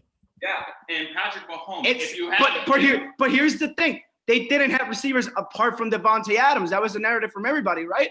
So who will he throw to aside from Devontae Adams? Look at all the fucking receivers that the weapons that he has in the Chiefs. The Bears don't have that many good of weapons than the Chiefs have. Yeah, Come on. No, he's not. you can't. I don't know, because I could totally see Patrick Mahomes creating a rapport with a type of running back like Tariq Cohen, a passing down back. I could totally see him doing like hella damage with Allen Robinson. Like I could totally see Patrick Mahomes doing damage with Devontae Adams, just based on Devontae Adams Yeah, alone. he's one guy on the offensive side. He would make his teammates better too. If Aaron Rodgers, And he would spread. Of course. Look at the weapons the 49ers had. The Packers didn't have as many weapons offensively. so are you saying that if Patrick Mahomes had that receiving core, he wouldn't. Okay. Packers, yeah. And then you gotta also think like Patrick Mahomes hasn't had like the most amazing running back like tandem up until this year. Like he's always had a supporting cast of running backs that are like mediocre, except for this year where he has Edwards-Helaire. Aaron Jones and him. Aaron Jones would have been great for him. Aaron Jones would have ate up the league if Patrick Mahomes would be his quarterback because he would like create more of a dual threat. To win with that team. Patrick Mahomes has that big of an impact on the game that even if he had that receiving core, he could win a Super Bowl because he's that fucking good. I just think I can't believe I know he's a lot fucking good, but the system also benefits him. You're insane. Fair. The That's system fair. benefits him a lot. You're insane. That's fair. But even with Andy the Reid, system- man, that benefits him a lot. So wait, you don't think he's that good then? You think he's I think he's that Hey, good. we forgot to mention, I think he'd win with the Rams too. Also, the Titans and the Patriots. He would maybe. have won with the Titans. Oh my God. He would win with the Titans. He would win with the Rams, I think. The Titans were almost Vikings, Saints. Patriots. Saints, yeah. Patriots. I mean, any freaking contender, I think Patrick Mahomes puts them in. I don't think he would have won with the Packers. You think he would have turned Freddie Kitchens into a good coach? I think it's you. You know what this is? You just trying to continue to defend your take on Rodgers in the first place, and you're sticking by that. I just think Well- it's absolutely insane. well, that it's- he can't do it's that. not Because my- that tells me that you Yeah, don't the tech- I understand you guys read it wrong. But like No, I made a different The question. way it was written, no, we didn't read it wrong. this We question. didn't. Dude, come on. Patrick If you're Mahomes- gonna ask it, you should ask it before the That's podcast. a disrespect to Patrick Mahomes if you're saying that. I can tell you right now. I'm still saying he's good. He's that good.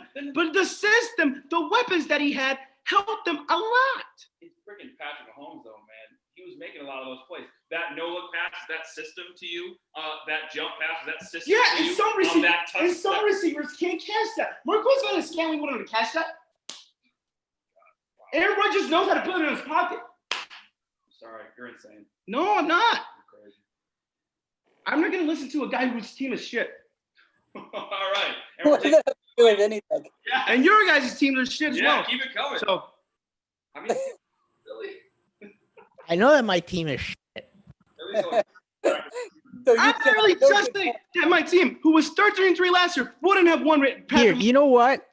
I know my team is shit, but I can guarantee, and I could put my name on it right now on this podcast, the Packers will not win the Super Bowl this year, my buddy. I agree. I can guarantee that. I agree with Brian on that one. The receiving core, the lack thereof, eventually is going to become an issue. When they play good teams, that will be exposed. Because that's what happens when you play in the playoffs. Oh, the good so I think it's the defense that will. I think the defense will like give up towards the end like they did this last year. doesn't make sense to me. How do you say that it would be exposed, but Patrick Mahomes will make miracles for that to work? Because Patrick Mahomes is the best. Aaron Rodgers, Aaron Rodgers. Aaron Yeah. Rodgers historically. Because here's the thing. Okay, Robert. Aaron Rodgers right now has the receiving core that he has. With receivers that never picked in the first round. Kansas City makes receiving stars out of their fifth strings receiver. They have Robinson catching catches. They have I forget the guy that I freaking drafted. Starts with an H.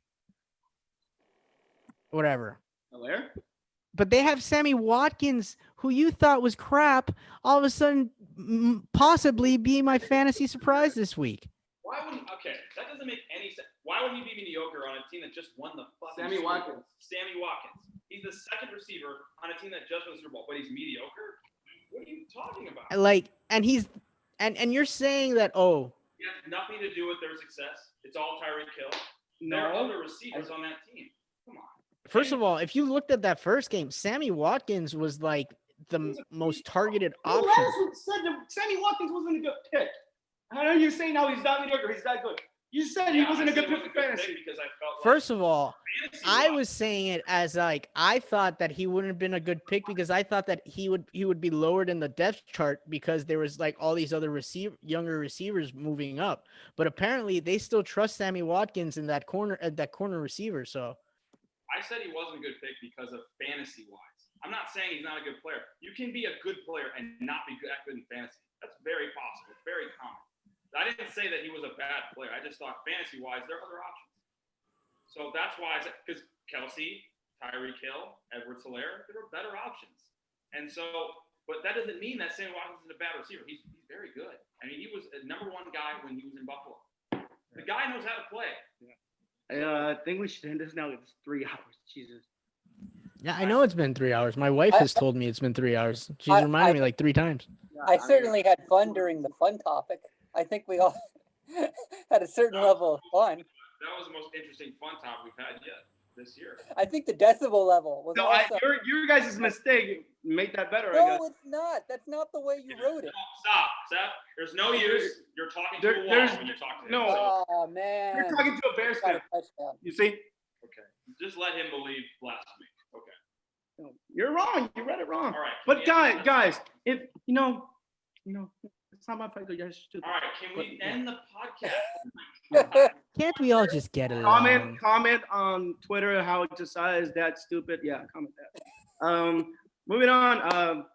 Let's put our Twitter handles, social media handles at Rob Soltero, at Stupid Bears Fan 101. I think actually I'm Brian, supposed to speak. I'm supposed to say At my name. Burios PR. I remember yours. That's Pollock. Peace, everybody. Okay. Yeah, Seth. So I'll set yours. Okay. Okay. Well, mine correction. That's not what it actually is. Correction. Mine is Super Bears fan. No, Jay Schuneman, SCHUENEMAN. That's how you spell Schuneman. Or JHS, and then okay. And if you want to talk why Mike was the greatest there is, LeBron's second to him, you let me know. Okay, so you're wrong. I just like to mention, Seth, that Juju just had another touchdown. Yeah, I mentioned that. Yeah. So I yeah, was disappointed. how you about- feeling right now?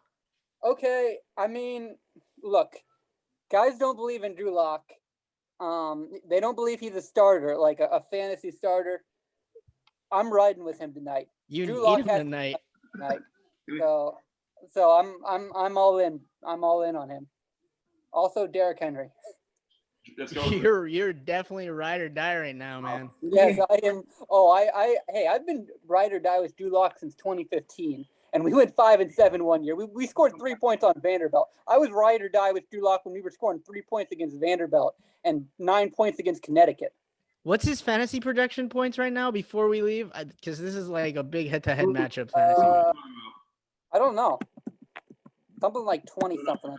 Well, you're gonna win again, Brian. You're gonna win, Brian. I'm gonna lose to Mike Hawk. So I'm getting dominated by Mike Jesus, Hawk. just look at Josiah, man. He's losing 176 to 107. Hey, you know what? I ran into a buzzsaw. That's what it was. I mean, it didn't matter how good my team was because we weren't great, but when you score 176 points, more often than not, you're gonna win. So My 2 running backs were horrible, and I still won. I mean, Mike Hawk had the perfect lineup. Pretty I much. got Devontae Adams who I scored. started a guy in the IR, and I might still beat just Seth.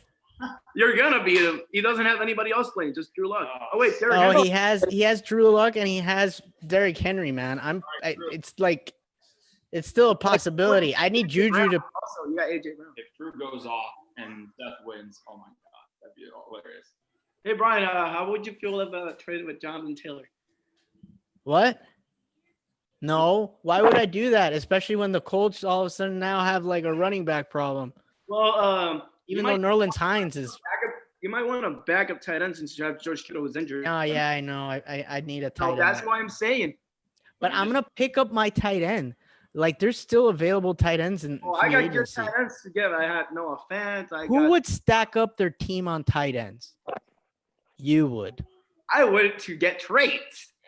Because it makes no freaking sense.